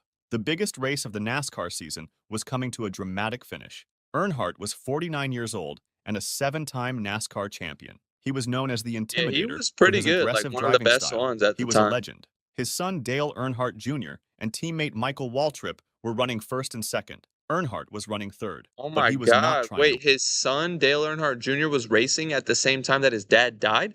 I didn't know he was in the race. Oh snap! My battery's running low. Plug in the PC. Wait, what is my battery at? Oh my God, my battery's at 10%. All right. We're going to finish this story, hopefully. He was blocking other cars behind him to protect his teammates. Oh my God. Suddenly, man, it's Sterling not gonna... Marlin's car We got to bring this inside. Hold on. We got to bring the whole setup inside. All right, hold on. We're going to go here. We're going to bring this. I'm keeping you guys here. I'm keeping it. This is like the best reaction video ever. Okay, we're going to go inside real quick. Hopefully my camera does not die because I don't want to lose this video. I'm having fun. Okay. Oh gosh. Okay. We're gonna have to put the computer down. What the hell is wrong with this stupid computer? All right, I plugged it in. Let's go. Are we good? Are we good? Okay, I think we're good. Are we charging? Hold on. Okay, we're charging, but there's some bad news. I don't have anything to hold my camera, so I'm gonna be holding it with my hand. That is so stupid, but it's so fire. Let's go. Up behind Earnhardt in turn 4. Contact was made. At that point, Earnhardt's car got loose. The rear end slid sideways. He tried to correct the slide, but before he could, Ken Schrader's car also made contact. The combined impacts sent Earnhardt's car shooting toward the outside wall. He was traveling approximately 155 miles per hour. The car hit the concrete barrier head-on. The sudden deceleration caused a basilar skull fracture. The base of Earnhardt's skull separated Why from his... does everyone keep dying from that skull fracture, bro? In sports, that is a very important spot, I guess, because I've seen like 4 people in this video. On May 31st, 2013, 55-year-old Tim Samaras was leading his team through Canadian County, Oklahoma. Oh, okay. I heard that Oklahoma has the craziest tornadoes, bro. So this isn't even going to be like storm chasers. This is going to be tornado chasers, hurricane chasers. Dude, you should not mess with tornadoes. All right, I'm not going to pause the video anymore. I got y'all. What would become the widest tornado ever recorded. Tim, an engineer and storm researcher, had spent over 20 years chasing tornadoes. He held the Guinness World Record for recording the greatest pressure drop ever measured inside a tornado. What? This guy has a world record for being inside of a tornado. Why?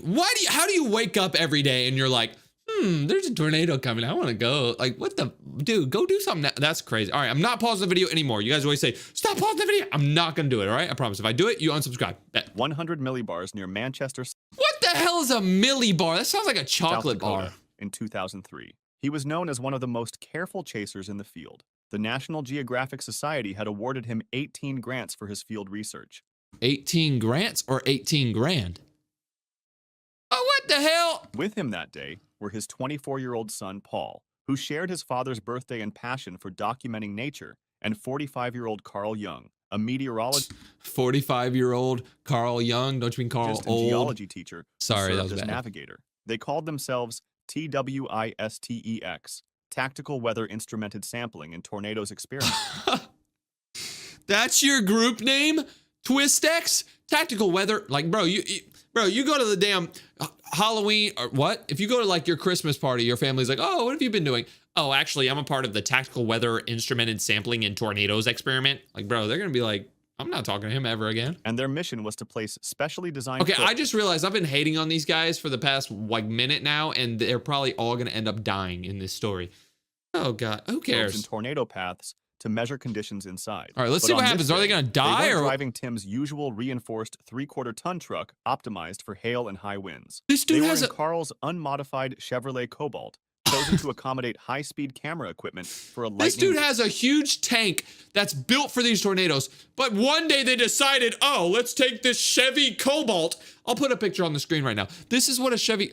What the hell? Why would you take this into a storm, dude? A tornado? You're so dumb. The Chevy Cobalt, that's busted. Research project. The car had equipment, including heavy barometric probes in the trunk, and was significantly underpowered. Shortly after 6 p.m., a supercell thunderstorm developed west of El Reno. By 6:03 p.m., a tornado touched down about 8 miles west-southwest of town. The tornado grew rapidly, expanding from about 1 mile wide to 2.6 miles across in just 30... 2-mile wide tornado? That's like, think about it. A mile is like really long. 2 miles, really long. 2.6 miles, that's so far. That's like a bunch of like football fields, like maybe 12 football fields.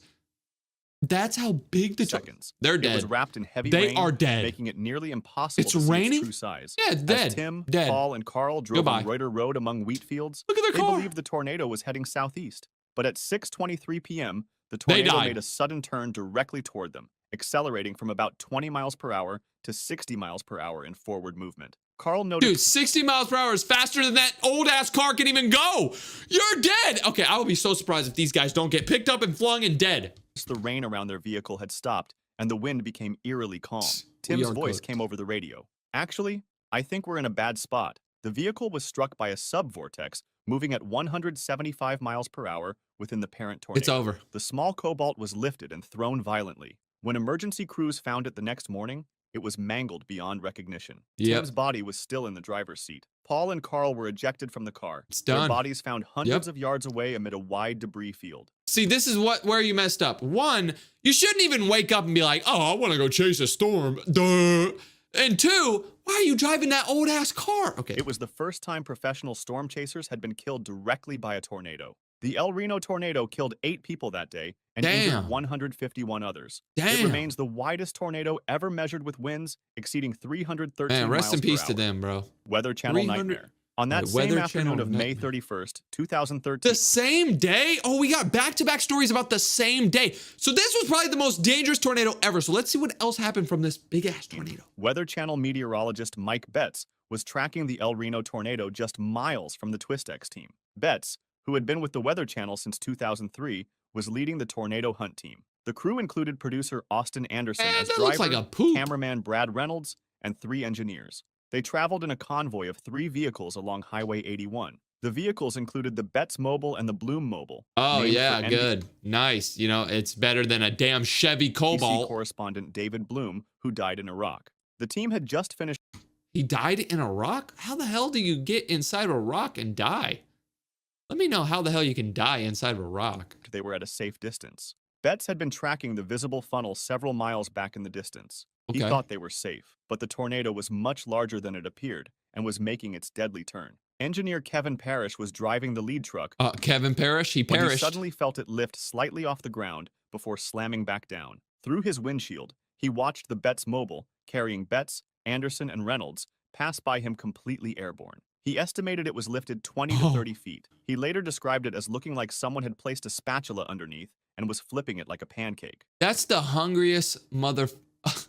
Imagine you're in a storm and you see your friend's car get picked up and then all your friends die. And then they ask you what happened and you're like, oh, there was a spatula that picked up the car like a pancake. Bro, he probably took his ass to Waffle House after this. The GMC Yukon crossed 2 lanes of highway, jumped the center median, crossed 2 more lanes, and disappeared from view. Parrish's truck came to rest in a ditch with its rear windows blown out. For several moments, the only sound was the deafening roar of the tornado. The radios remained silent. The Betts Mobile was thrown approximately 200 yards into a field. When it came to rest, the roof had collapsed inward. Austin Anderson suffered the worst injuries. The roof came down onto him, causing neck and spinal injuries. He didn't die? A cracked sternum, 5 broken ribs, and that's the guy with the poop on his mustache. Fractured vertebra. Mike Betts sustained cuts and swallowed glass from shattered windows. Oh, imagine like you, and you're like, ah, and then like glass gets in your throat, and you're like, oh, and then it like cuts all your. He needed 3 stitches in his left hand. According to a later lawsuit filed by Anderson, an NBC engineer had disabled the SUV's airbag system before the trip, which he claimed worsened his injuries. Storm chaser Reed Timmer arrived in his Dominator vehicle. They had been chasing for KFOR-TV. It looks like a damn cardboard box. When they spotted the destroyed SUV. They stopped to assist along with Oklahoma Highway Patrol, but had to leave as the storm approached. All 3 survived.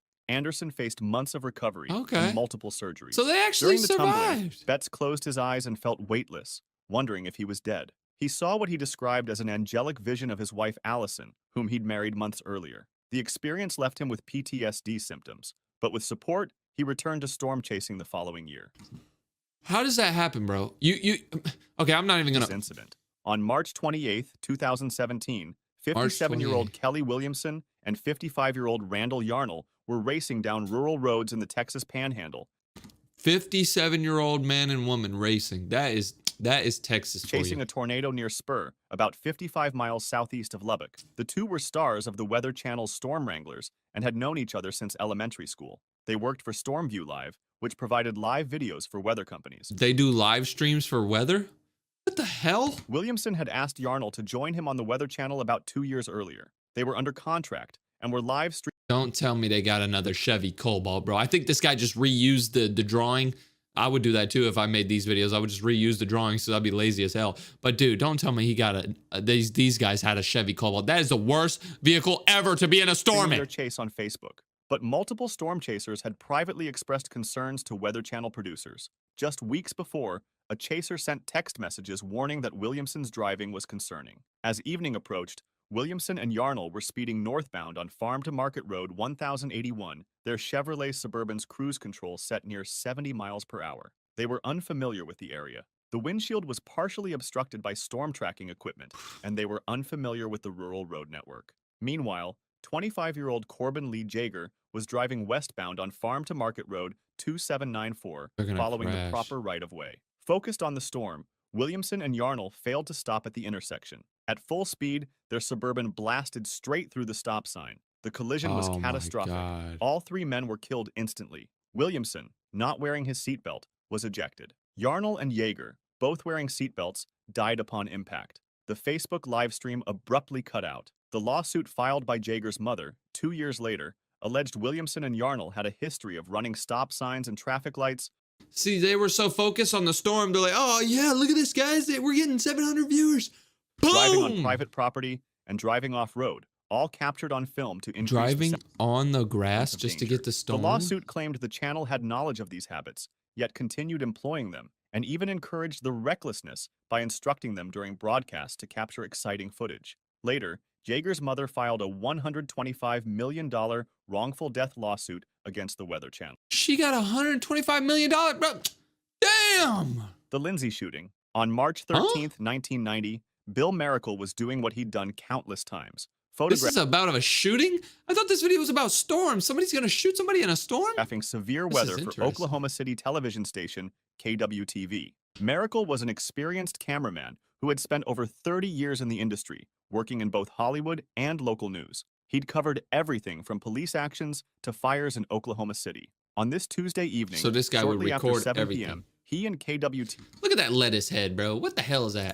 reporter Dave Ballou were sitting in an unmarked station vehicle on a dirt road near Lindsay, Oklahoma, about Okay. 45 miles south of Oklahoma City. They were positioned to capture footage of a tornado outbreak that had produced multiple twisters. The area was rural and isolated, ideal for filming without obstructions. As they sat monitoring Someone's the gonna pull storms, up. Miracle and Balut had no idea they were about to become victims of a crime that had nothing to do with weather. Without warning, two people suddenly approached the television van. Before either man could react, Balut heard glass breaking. A pistol shot rang out. The bullet struck Miracle directly in the chest and lodging in his right lung. He immediately began yelling for help. Balu, uninjured but shocked, tried to render aid while calling for emergency assistance. Bro, drive. It quickly became apparent that Miracle and Balut had accidentally stumbled upon a drug deal. The dealers, seeing the TV van with all its equipment, had panicked and assumed they were law enforcement. Oh my gosh. So they went to a random location and they were just chilling there looking at the storm. But then these people were trying to deal some bad stuff.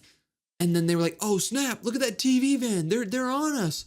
And then they killed. They had opened fire to protect their operation. Emergency responders rushed to the scene and transported Miracle to Lindsay Wow. Hospital. The bullet had lodged in his right lung, causing that's serious bad. damage and bleeding. Doctors stabilized him before transferring him to Baptist Medical Center in Oklahoma City. The medical team faced a difficult decision. The bullet was embedded deep in his lung tissue. Baptist Ooh. Medical Center spokesman Randy Sachs announced that despite the severity, doctors would not schedule surgery to remove it. The procedure would require opening his chest and cutting through lung tissue, and they determined the risk Oh. outweighed leaving the bullet in place. Miracle was listed in fair condition and seemed to be doing well considering he'd been shot in the chest just hours earlier. Miracle eventually made a full recovery and returned to work, though the bullet remained in his lung for life. He would later speak to students about his experience, That dude has a bullet in his lung. That is dope.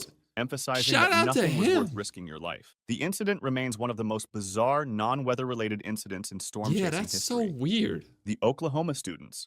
On the late Oh, evening of this is April about students, bro.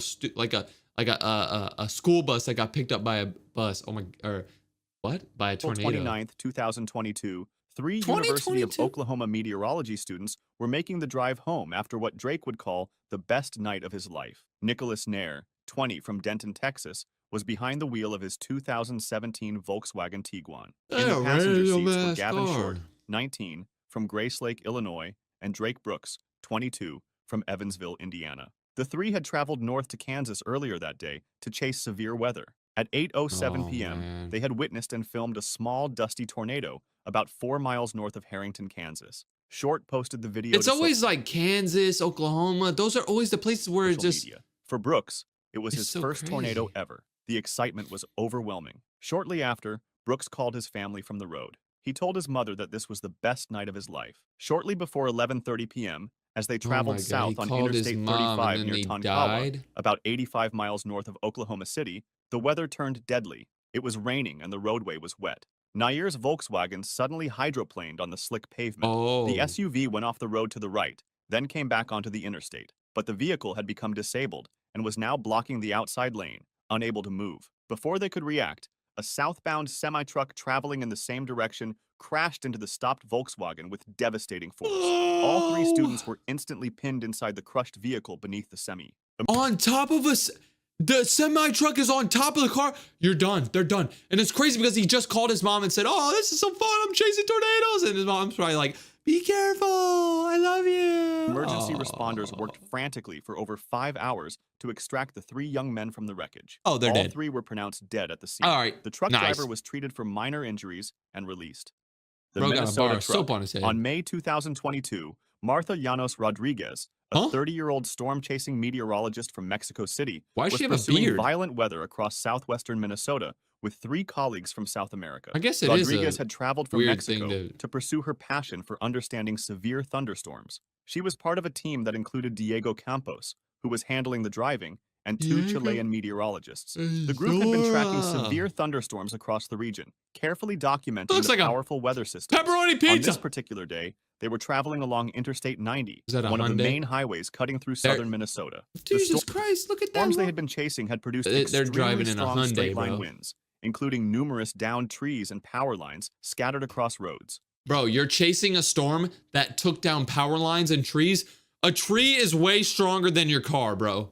If you see that the storm broke trees, it's gonna break your car. Oh no, bro. See, As evening approached and daylight faded, the team found themselves driving through the aftermath of one of these severe storm cells. Why? Power lines had been knocked down by winds and were laying Wow. directly across the interstate lanes ahead, creating an Wow. extremely hazardous obstacle. Campos, who was behind the wheel, saw the downed lines ahead and made the immediate decision to bring the vehicle to a complete stop. It was absolutely the safe choice, because Sure. power lines could still be energized with thousands of volts and posed a serious electrocution risk if driven over. The team came to a halt on Interstate 90 with their hazard lights flashing brightly to warn other drivers. But what they didn't see was the semi-trailer truck approaching rapidly from behind Another- on the dark interstate. No. The truck driver, possibly unable to see the stopped vehicle in time due to poor visibility from rain and darkness, didn't slow down. The massive semi plowed directly into the back of the Oh. meteorologist's vehicle with tremendous force at highway speed. The impact was absolutely devastating.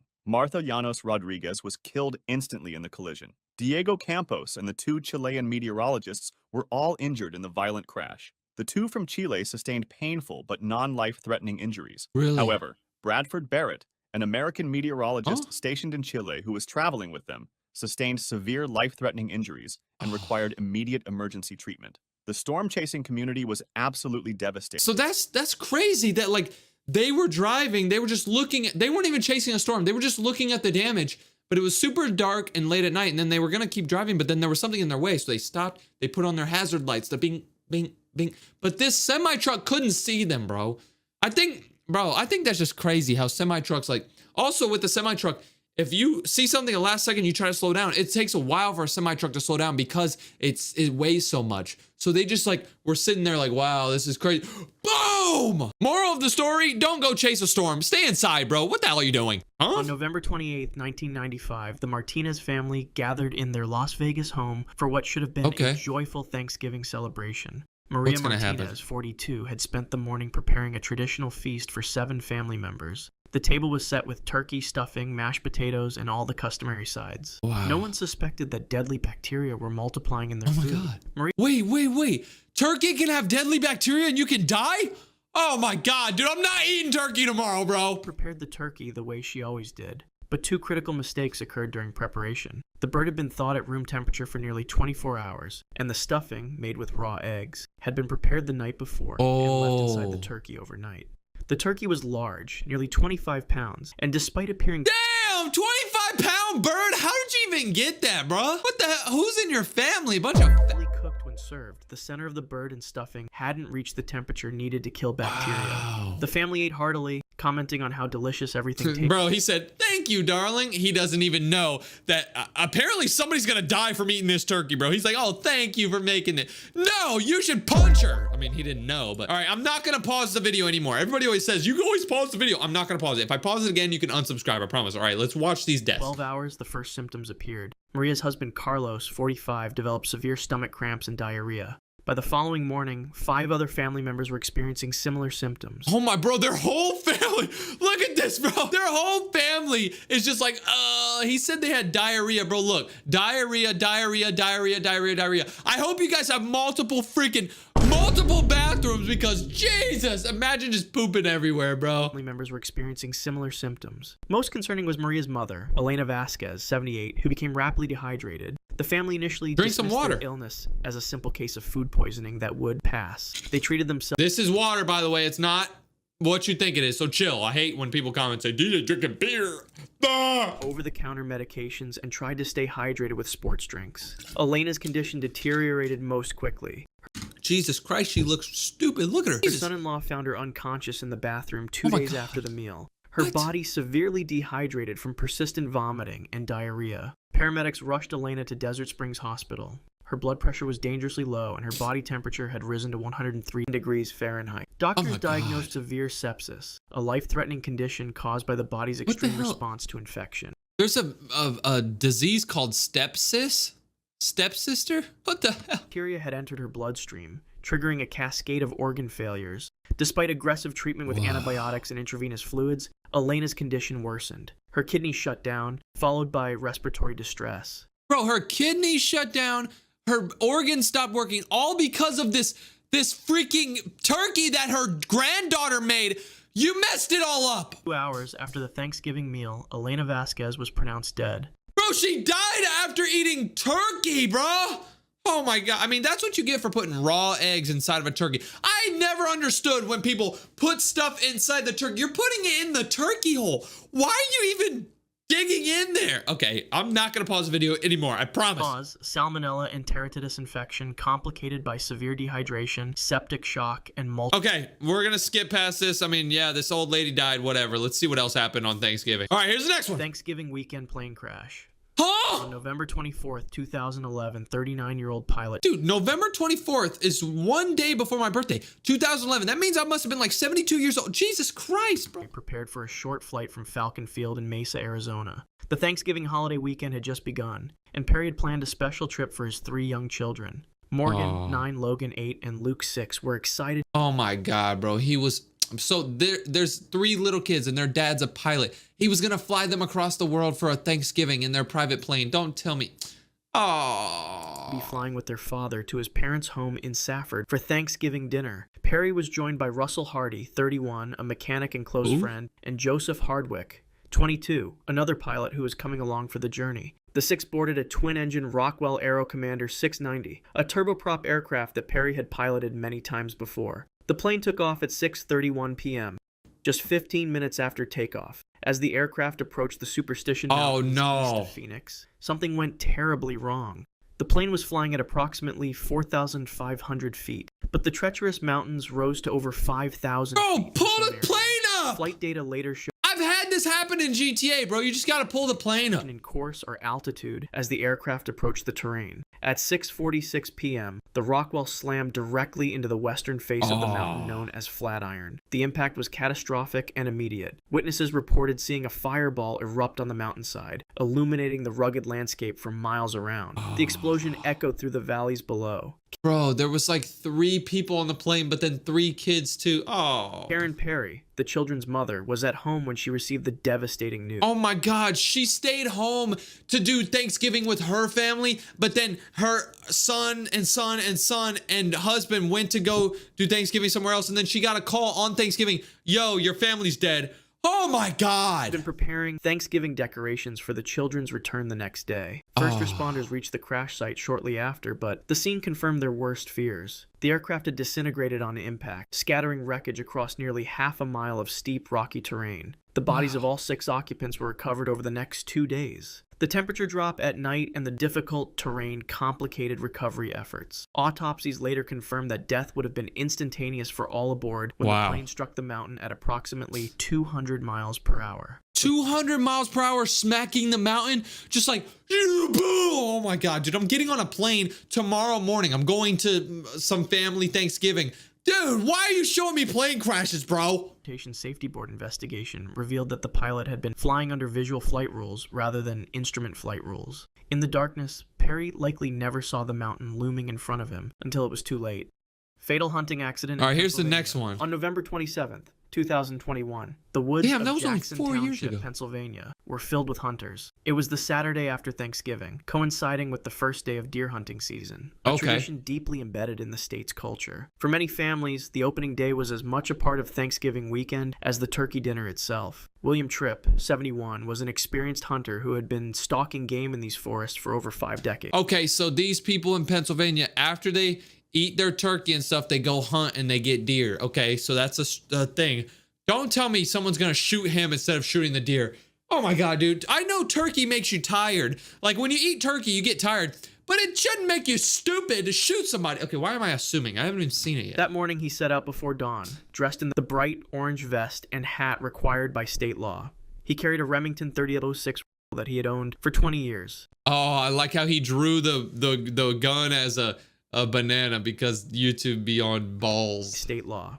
He carried temperatures hovering around 30 degrees. Tripp was hunting with several family members, including his grandson's friend, Jared Miller. The group had separated to cover more ground, maintaining radio contact as they moved through the dense woodland. Around 10:45 a.m., Miller spotted movement approximately 100 yards away through a thick stand of trees. Believing he had sighted a deer, Miller raised his rifle and peered through the scope. The forest was dappled with light and shadow, creating a confusing visual environment. What Miller thought was the brown flank of a deer was actually Tripp's jacket, partially visible between the trees. Without waiting to confirm his target, Miller squeezed the trigger. The high-velocity bullet struck Tripp directly in the head. The impact was catastrophic, causing immediate and fatal trauma to his brainstem. Other hunters in the area heard the shot, followed by silence. No radio call came from Tripp. After several minutes without response, his son began searching for him. When they found Tripp's body, it was already too late. He had died. Oh my God. Instantly from the single gunshot. Bro, so he went hunting with his whole family, and one of his,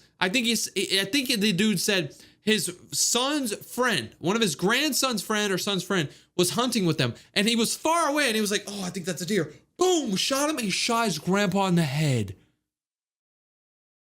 Blood stained the fallen leaves around him, steaming slightly in the cold morning air, despite having followed proper protocol by wearing high-visibility orange. Is this guy gonna go to jail or not? I mean, it was an accident, so there's no way you go to jail, right? I mean, let's see what happens. No way he's going to jail. Angle and lighting had made it impossible for Miller to see it through his scope. First responders arrived within 30 minutes, but could only confirm what the family already knew. William Tripp was pronounced dead at the scene. An autopsy later confirmed that the bullet had severed his brainstem, causing immediate cessation of all bodily functions. There would have been no pain, no awareness of what had happened. The Pennsylvania Game Commission classified the incident as an accidental shooting. Miller, devastated by what he had done, required psychological counseling in the months that followed. Jupiter family.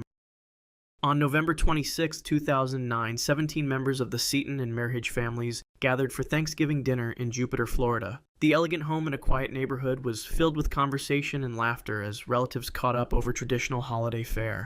No one noticed anything unusual about 35-year-old Palmer Higgs' behavior as he sat quietly at the dinner table. Bro, this guy, yep, he's about to shoot something, bro. He's about to do something, bro. Oh my God. Do not invite weirdos to your Thanksgiving, all right? The Thanksgiving I'm going to, there's gonna be a lot of people there, but I'm gonna be checking. I'm gonna be making sure everyone's normal. Higgs had driven 90 miles from his Miami home to join the celebration. He had a history of mental illness, but family members later said there were no warning signs that day. Bro, you gotta stay home, dog. Go eat with a homeless guy or something. Participated in the meal, even saying grace before dinner. For 3 hours after the meal concluded, the evening continued normally, with family members relaxing in different rooms. I have a feeling that he is going to poison the food. I don't know if I'm right or wrong, but it seems like this guy's creepy, and oh God. Okay, let's just see what happens. At approximately 10 p.m., Merhige calmly retrieved a hand. He re-entered the house and methodically began shooting his relatives. His first victims were his twin sisters, 33-year-old Carla Merhige and pregnant Lisa Knight. Both women died instantly from gunshot wounds to the head.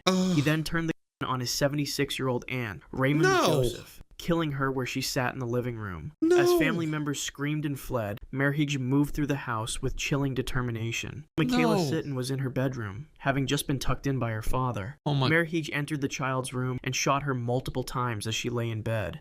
When police later questioned him about killing the little girl, he showed no remorse, stating, "I didn't want her to grow up with this." During the rampage, Merheej also shot his brother-in-law Patrick Knight and his uncle Muriel Sitton, though both survived their injuries. Wow. As family members huddled with the wounded and called 911, Merheej fled the scene. Before leaving, witnesses heard him say, "I've been waiting 20 years to do this." What? Merheej evaded capture for over a month before being arrested.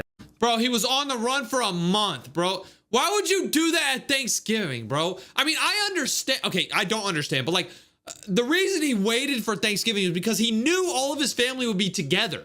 This guy's messed up. Now, obviously, you shouldn't do that. That's stupid. But like, he was planning this out. He was like, when is my whole family? Yeah, this guy's got to go to jail for life. Murder him, actually. Put him down, all right? Hotel in the Florida Keys. During his trial, psychiatric evaluations revealed he had meticulously planned the. Yeah. He was sentenced to 7 consecutive life terms in prison. Bro, what? He's got to serve 7 life terms? Bro, he's going to be dead after 1 life term. Why? I never understood that, bro. 7, or like when they say like, oh, you're going to jail for 130 years. You think this dumb guy is going to live for 130 years? Bro, just kill. Oh, you know, I'm going to have to block out what I just said. I basically said, get rid of him. All right, let's go. I'm not trying to get demonetized. On November 20th, 2018, just days before Thanksgiving, emergency responders rushed to a mansion fire in the affluent community of Colts Neck, New Jersey. Someone's house caught on fire during Thanksgiving? Oh my gosh, that's sad, bro. 2,700 square foot home belonged to Keith Canero, a 50-year-old tech CEO, his wife Jennifer, and their 2 young children. As firefighters battled the blaze, they made a horrific discovery on the front lawn. Keith's body, shot multiple times, including once in the head. Wow. Inside the burning house, the scene was even more disturbing. Jennifer Canero, 45, had been stabbed and shot. The bodies of 11-year-old Jesse and 8-year-old Sophia were found severely burned. The medical examiner later determined they had been stabbed to death before the fire was set. Wait, so who was there? If it was the dad, the mom, and the 2 daughters, who did they invite over for Thanksgiving that ended up doing that? They need to figure out who was at the house because the person escaped. Let's see if they figured out who did it. Bro. Okay, yep, it's over. You killed the dog. Just hours earlier that morning, firefighters had responded to another fire 12 miles away in Ocean Township. That home belonged to Paul Canero, Keith's 51-year-old brother and business partner. Initially, Paul was seen as another victim, his house supposedly targeted by the same unknown assailant. He stood with his wife and daughters watching their home burn, appearing distraught. The truth was far more sinister. Investigators soon discovered Paul had murdered his brother's entire family, then set their mansion ablaze to destroy evidence. Before dawn that morning, Paul had driven to his brother's home, shot Keith multiple times on the lawn, then entered the house. He methodically killed Jennifer with a knife and gun, then moved to the children's rooms. After ensuring all 4 family members were dead, he set fires in multiple locations throughout the home. Paul then returned to his own house in Ocean Township, used gasoline to start a fire on his property, and created an alibi by discovering. Wow, so he was acting like his house got burned down too. Oh no, it's so sad. But he wanted to probably kill his brother because his brother was the tech CEO who had a lot of money. He was probably going to get the money. Oh my gosh, bro.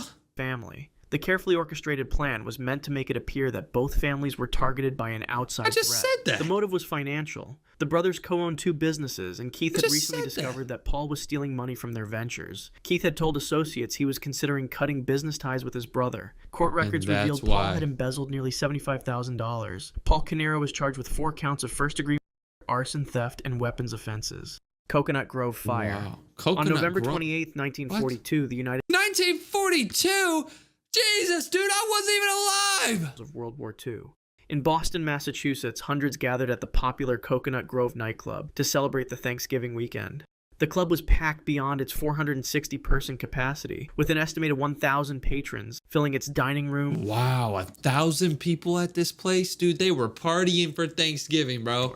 At 10:15 p.m., a small fire began near an artificial palm tree in the Melody Lounge downstairs. A busboy had lit a match to replace a light bulb, accidentally igniting the flammable decorations. Within seconds, the flame climbed up the palm tree and spread across the ceiling's cloth decorations. Witnesses later reported that the fire moved faster than a person could run. The blaze raced through the building with terrifying. Yeah, that's the thing. Fire goes quick, bro. Toxic smoke filled the rooms before many patrons even realized what was happening. The club's main exit, a revolving door, quickly became jammed with bodies as panicked guests rushed toward it. Other exits were locked or blocked to prevent patrons from leaving without paying. I don't care, bro. I'm breaking down the door, dog. If there's a fire, I'm busting through the wall. I'm busting on the wall. Plunging the club into darkness except for the advancing wall of flames. People trampled each other in blind panic. Those who couldn't reach exits were overcome by carbon monoxide and cyanide gas released from burning decorations. Firefighters arrived within minutes, but found victims already beyond saving. Many were found still seated at their tables, killed so quickly by the toxic smoke that they never stood up. Others were stacked several bodies deep at blocked exits, crushed or suffocated while trying to escape.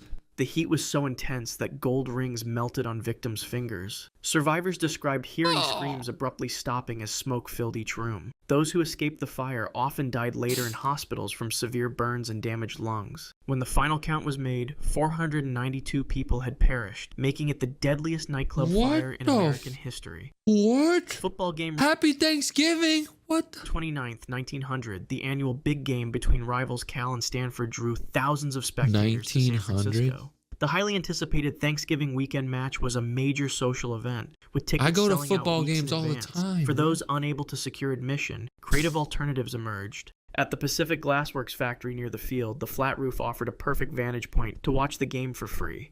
Oh, they're savage. These people climbed up on a random building to watch the game for free. Over 100 spectators had gathered atop the building. They're savage. Many were young men and boys who had climbed the fire escapes and ladders to avoid paying the entrance fee. Below them, inside the factory, workers tended to glass-making furnaces that reached temperatures of 500 degrees Fahrenheit. Just before 2:30 p.m., as the crowd on the roof grew increasingly dense, witnesses heard a sudden cracking sound. The decades-old wooden roof, never designed to hold such weight, began to splinter. Spectators at the edges tried to scramble away, but there was nowhere to run. Within seconds, the entire center section gave way. 23 people plunged 45 feet through the collapsing structure. Some fell directly into the massive glass furnaces below.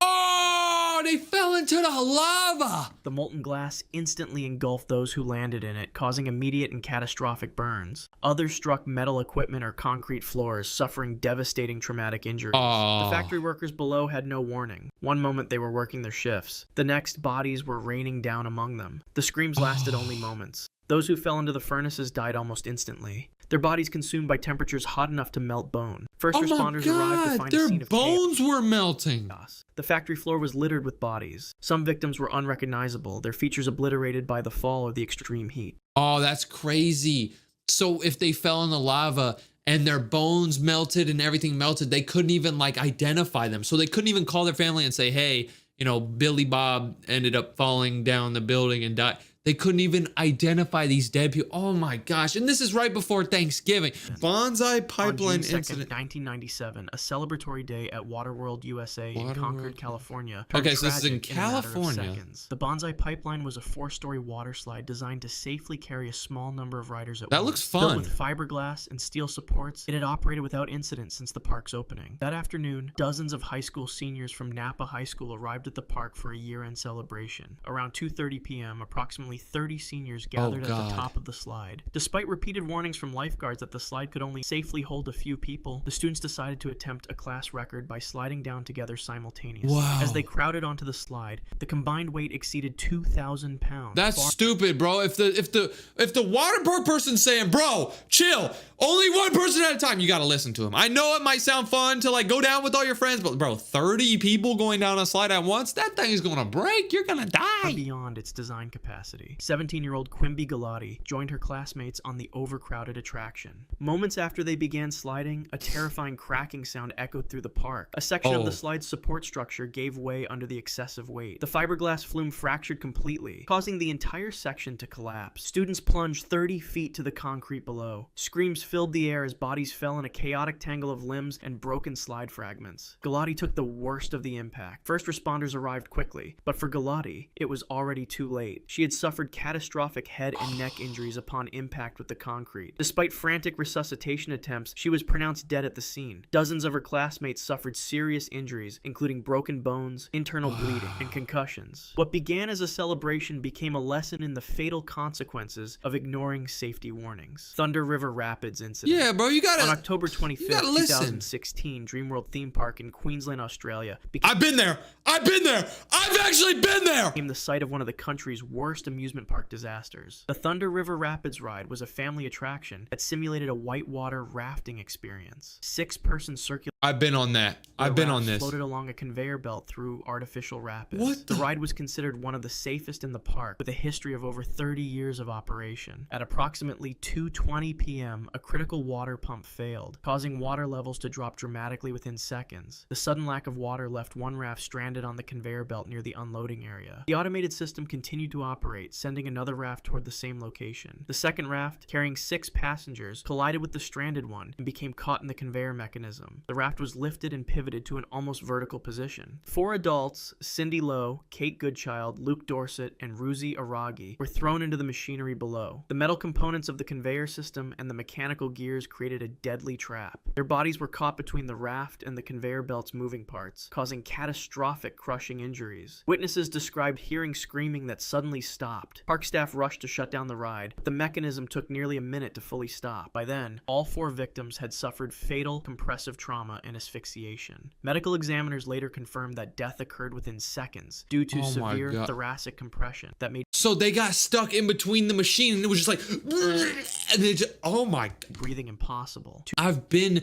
to this place. I went to Australia like a year ago. Not a year ago, but like maybe 9 months ago. I've been there. I've been there. 2 children who remained in the raft survived only because their smaller size allowed them to avoid being pulled into the machinery. They watched helplessly as the adults died before their eyes. Volcano slide incident. Oh my On gosh. February 24th, 2012, a maintenance oversight at the Deroma Aqua Park in Caldas Novas, Brazil, led to one of the most preventable water park tragedies on record. The volcano was a towering water attraction designed to look like an erupting mountain, with multiple slides winding down from the summit. That day, sections of the slide were undergoing routine maintenance, with several pipe segments removed for repair. 8-year-old Davy Lucas D. Miranda. Don't tell me he decided to go down the slide while they were doing maintenance. They had it all blocked off and he was just like, oh, this is a cool slide, ha ha. And he goes down, just, arrived at the park with his family for what should have been a day of fun. While his parents were momentarily... This looks fun, bro. They're eating hot dogs. You got the nice kiddie slides. Why is this 8-year-old kid going on a big slide, bro? He needs to get on these baby slides. distracted, Davey wandered away from the open attractions. Oh my gosh. Despite maintenance barriers that should have prevented access, he managed to climb the stairs leading to the partially dismantled volcano slide. No staff members were positioned to stop him. At the top, Davey entered one of the slide's tunnels and pushed off. For the first few seconds, the ride seemed normal as he slid down the enclosed tube. Then suddenly, he reached a section where the connecting pipes had been removed. There was nothing to contain his momentum. Davey plummeted 15 meters through open air, his body free-falling until it struck the concrete foundation below. Park visitors heard the impact and rushed to the scene. Davey was still breathing, but barely. His skull had fractured in multiple places, and he suffered severe internal injuries. Blood pooled around his small body as staff frantically called for emergency services. Despite being rushed to the hospital, the trauma was too severe. Davey's brain had suffered catastrophic hemorrhaging. He died 3 hours later without regaining consciousness. Park officials later admitted they had failed to secure the maintenance area properly, turning a simple repair job into a deadly trap. So they took a part of the freaking slide. So the slide's like, they took a part of it off. And this kid went down the slide. Oh my God. Imagine going down a slide and then you just fall out. Activity pool incident. Oh my gosh. On August 6th, 2016, a crowded Saturday at the Wild Waves theme park in Federal Way, Washington became the setting for a drowning that went unnoticed for nearly 15 minutes. The activity pool What? Somebody drowned for 15 minutes and nobody... Oh, this is crazy. One of the park's most popular attractions. A 500,000-gallon pool with simulated waves and depths ranging ranging from That's 3 a to 10 big feet. pool. On busy days, hundreds of guests would pack the water, making it difficult for lifeguards to monitor everyone. Vijay Srinivasan, a 32-year-old Who? software engineer who had recently moved from India, was enjoying the pool with friends. As the wave machine activated, the already crowded conditions became more chaotic. At approximately 5:30 p.m., Srinivasan disappeared beneath the surface in the deepest section of the pool. The churning water and limited visibility meant no one immediately noticed his absence. What happened next was a catastrophic failure of oversight. Several children in the pool spotted a body on the bottom and repeatedly alerted a nearby lifeguard. According to witness statements, the lifeguard dismissed their concerns, assuming they were playing a prank. For nearly 15 minutes, Srinivasan remained submerged in 10 feet of water as hundreds of people swam above him. Medical experts later explained that drowning victims can experience consciousness for up to 2 minutes underwater. Srinivasan would have felt the burning sensation of water entering his lungs, followed by intense panic and pain as his body fought for oxygen. By the time another guest finally spotted and identified his body as real, brain death had already occurred. Despite being pulled from the water and receiving CPR, he was pronounced dead at the hospital. His body had been within sight the entire time, hidden in plain view beneath the feet of unaware. Can you imagine, bro? Drowning is one of the craziest things ever. You're underwater and you're holding your breath, and then you need to take a breath because your body needs breath. So you breathe in, and it's all water, and you get water all in your lungs. Oh my gosh! Indiana log incident. What? On October 23, 2007, Australia's Jamberoo Action Park became the scene of a devastating mechanical What's failure. going on in the Indiana Australia, log was bro? a popular flume-style ride that carried boat-shaped vehicles along a water channel. I've been culminating in on a one of steep these. 20-meter drop into a splash. Like, have you all ever been on one of these where you're in like a log thing and you go down, you splash the water and it goes psh? These rides are never the scary ones. It's always like the big, huge roller coasters that are scary. So why did something go wrong on one of these baby slides? We gotta figure The this out. attraction relied on powerful water pumps to maintain sufficient water volume for a safe descent. That day, the ride had been operating normally for hours. At approximately 1:15 p.m., a critical mechanical failure occurred in the main water pump system. The water level at the bottom of the final drop began to decrease rapidly. Park engineers were unaware of the malfunction, as there was no automated shutdown system linked to water level sensors. A logboat carrying 4 passengers, including a 35-year-old woman, had already begun its climb to the peak of the attraction. As the boat crested the top of the final drop, the passengers had no way of knowing what awaited them below. Instead of the What would happen if the water was low on one of those slides where you go like psh, and you splash the water? Why would anything happen if the water was low? Wouldn't you just like psh, go down without any water? What would happen? Usual deep cushion of water to slow their descent. They were about to plummet onto an almost dry concrete trough. The boat accelerated down the slide at approximately 45 miles per hour. Oh, the water would slow them down. They'd be hitting water, so it'd slow down. But since there's no water, they're just shoom. That'd be Striking fire. the nearly empty channel with devastating force. The impact shattered the fiberglass boat and ejected all passengers. The 35-year-old woman took the brunt of the collision, her head striking the concrete surface directly. The force caused immediate and catastrophic cranial trauma. Other passengers suffered serious injuries but remained conscious. They reported hearing a single crack, the sound of her skull fracturing, followed by silence. Park staff rushed to the scene and attempted CPR, but the woman's injuries were unsurvivable. She had suffered complete cerebral herniation from the impact. The brain trauma was so severe that she died within minutes, as the ride that was designed for fun became a deadly freefall. That's the thing. So I didn't understand what was going to happen, but those water rides, it relies on the water when you come down to slow you down. Like you're like, psh. But since there was no water, it just went, boom. These 4 people probably thought, oh my God, this is so fast. Boom, die. Dude, water parks are creepy, bro. Mercury. Mercury is the closest planet to the sun, but if you think that means it's hot all the time, you're wrong. At night, temperatures can plummet to an icy minus 180 degrees Celsius. During the day, however, they can skyrocket to 430 degrees Celsius. Dude, that's 860 degrees Fahrenheit. Dude, whenever it's like 80 degrees outside, I'm like, oh, dang, it's pretty hot. Imagine 10 times that.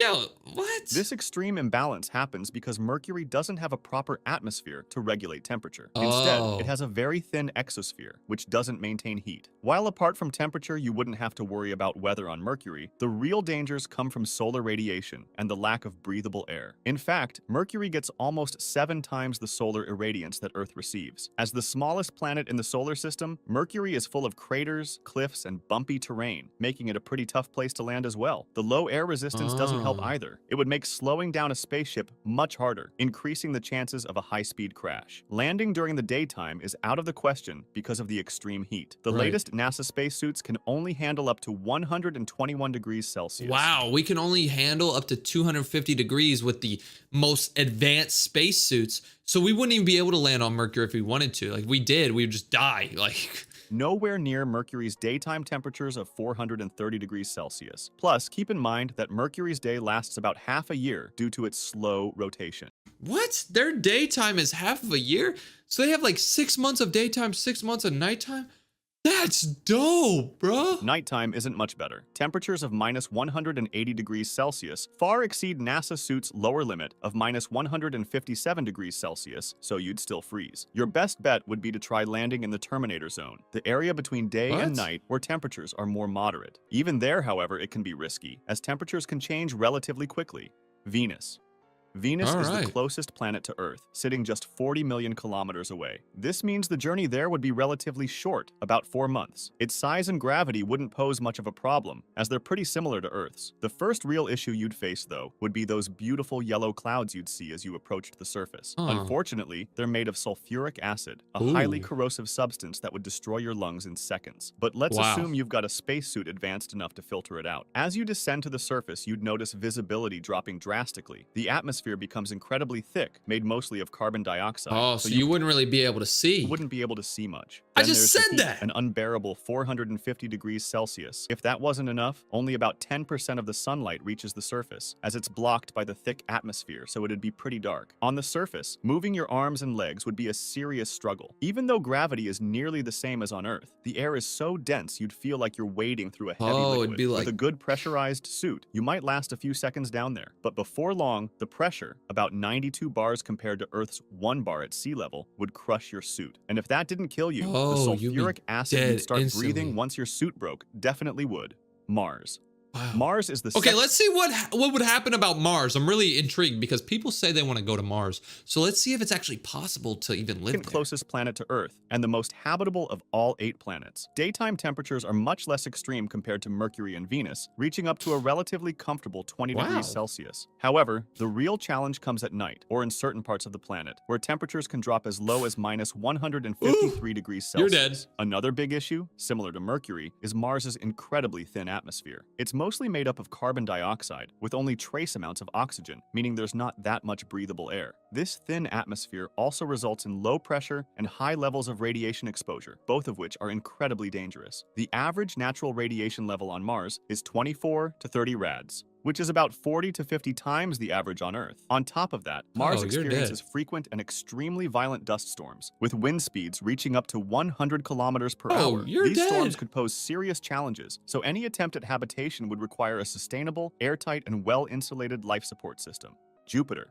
Jupiter is the biggest planet out of the 8, and it's one of the hardest planets to land on, primarily because of its extreme... Dude, the only thing I don't really know much about the planets, being honest. Like, when I was a kid, I didn't pay attention in school.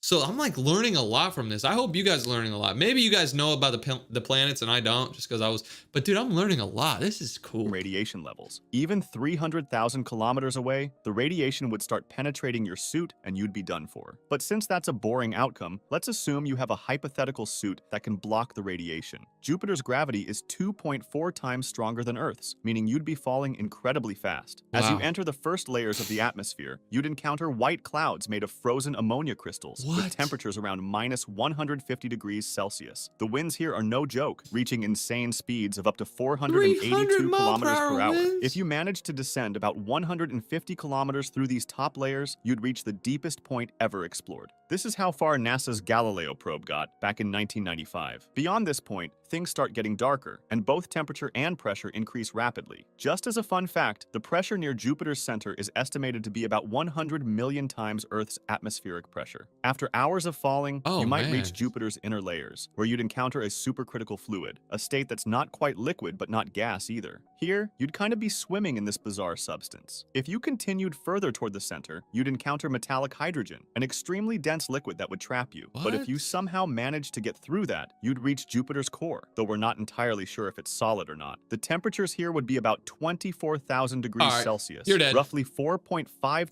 hotter than the sun's surface. Saturn. Saturn is the second largest planet in the solar system, with an atmosphere primarily made of hydrogen and helium. The first challenge would be avoiding a crash with one of its 146 cookie orbiting dough. moons. Once you manage that, you'd 146 encounter its moons? iconic rings, which are made of debris from old moons, ice pellets, comets, and asteroids. Let's assume you're either an incredibly skilled pilot or your spaceship is indestructible, so you don't meet your end by smashing into space junk. As you approach Saturn's equator, you'd witness an incredible spectacle of red and purple auras caused by highly energetic hydrogen in the atmosphere. Wow, that's However, awesome. this beauty comes with a catch. Hurricane-force winds blasting at speeds of around 1,800 kilometers per hour would make it 1,000 nearly miles per impossible hour? to stay steady. Trying to enter from the North Pole Damn. wouldn't be any better. Up there, you'd face a massive storm so large you could fit 2 Earths inside it. This region also has ammonia clouds, similar to Jupiter's, and temperatures that can plummet to a bone-chilling minus 250 degrees Celsius. As you fall deeper through the layers of clouds, the temperatures would start to rise again, eventually reaching 0 degrees Celsius. At this point, while the cold becomes less of an issue, pressure becomes your biggest enemy. It increases to levels comparable to the deepest parts of Earth's oceans. Continuing further, the gases around you would transition into a liquid state. If you somehow survived long enough to reach the center of Saturn, you'd encounter its molten rocky core, which is about 10 Wow. times the size of Earth. Temperatures here reach a scorching 11,700 21,000 degrees, you're Celsius, more dead. than twice as hot as the sun's surface, You're with pressure dead. roughly 1,000 times greater than Earth's. Uranus. This is where planets start getting really far from Earth, making the journey incredibly long. Uranus is one of the 2 ice giants and the only planet in the solar system that spins on its side. It also rotates faster than Earth, with a day didn't lasting even just know that. 17 Earth hours. By the way, being an ice giant doesn't mean the planet is a solid ball of ice. Instead, Really? it means it's primarily composed of elements heavier than hydrogen and helium. Like Saturn, you'd need to avoid crashing into its rings. Once you pass them, you'd find yourself surrounded by toxic gas, and the What? temperature would drop rapidly to below minus 200 degrees Celsius. 300 This makes it the degrees? coldest planet in the solar system. If the freezing cold and poisonous atmosphere didn't get you, you'd descend through the first layer of the atmosphere. Here, things get even worse. The air becomes dense, and you'd be pelted by ice pellets. Eventually, you'd reach something truly spectacular, a rain of diamonds, driven by winds of up to Really? 900 kilometers per hour. But once again, Diamonds? there's a catch. The pressure here is about 100 times greater than Earth's, Oh, which you're would dead. ultimately crush you. Yeah, Neptune. I mean, look, the pressure right now is like pretty perfect for us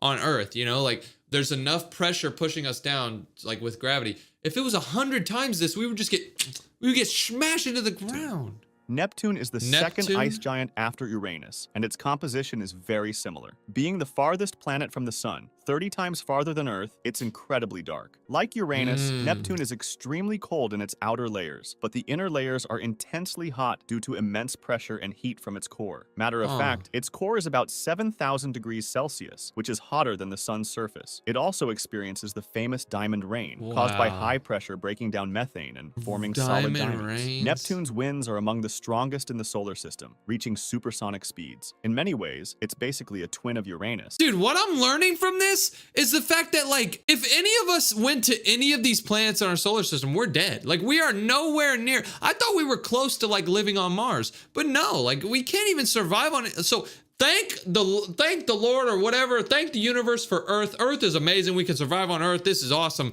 Wow, those other planets are creepy, bro.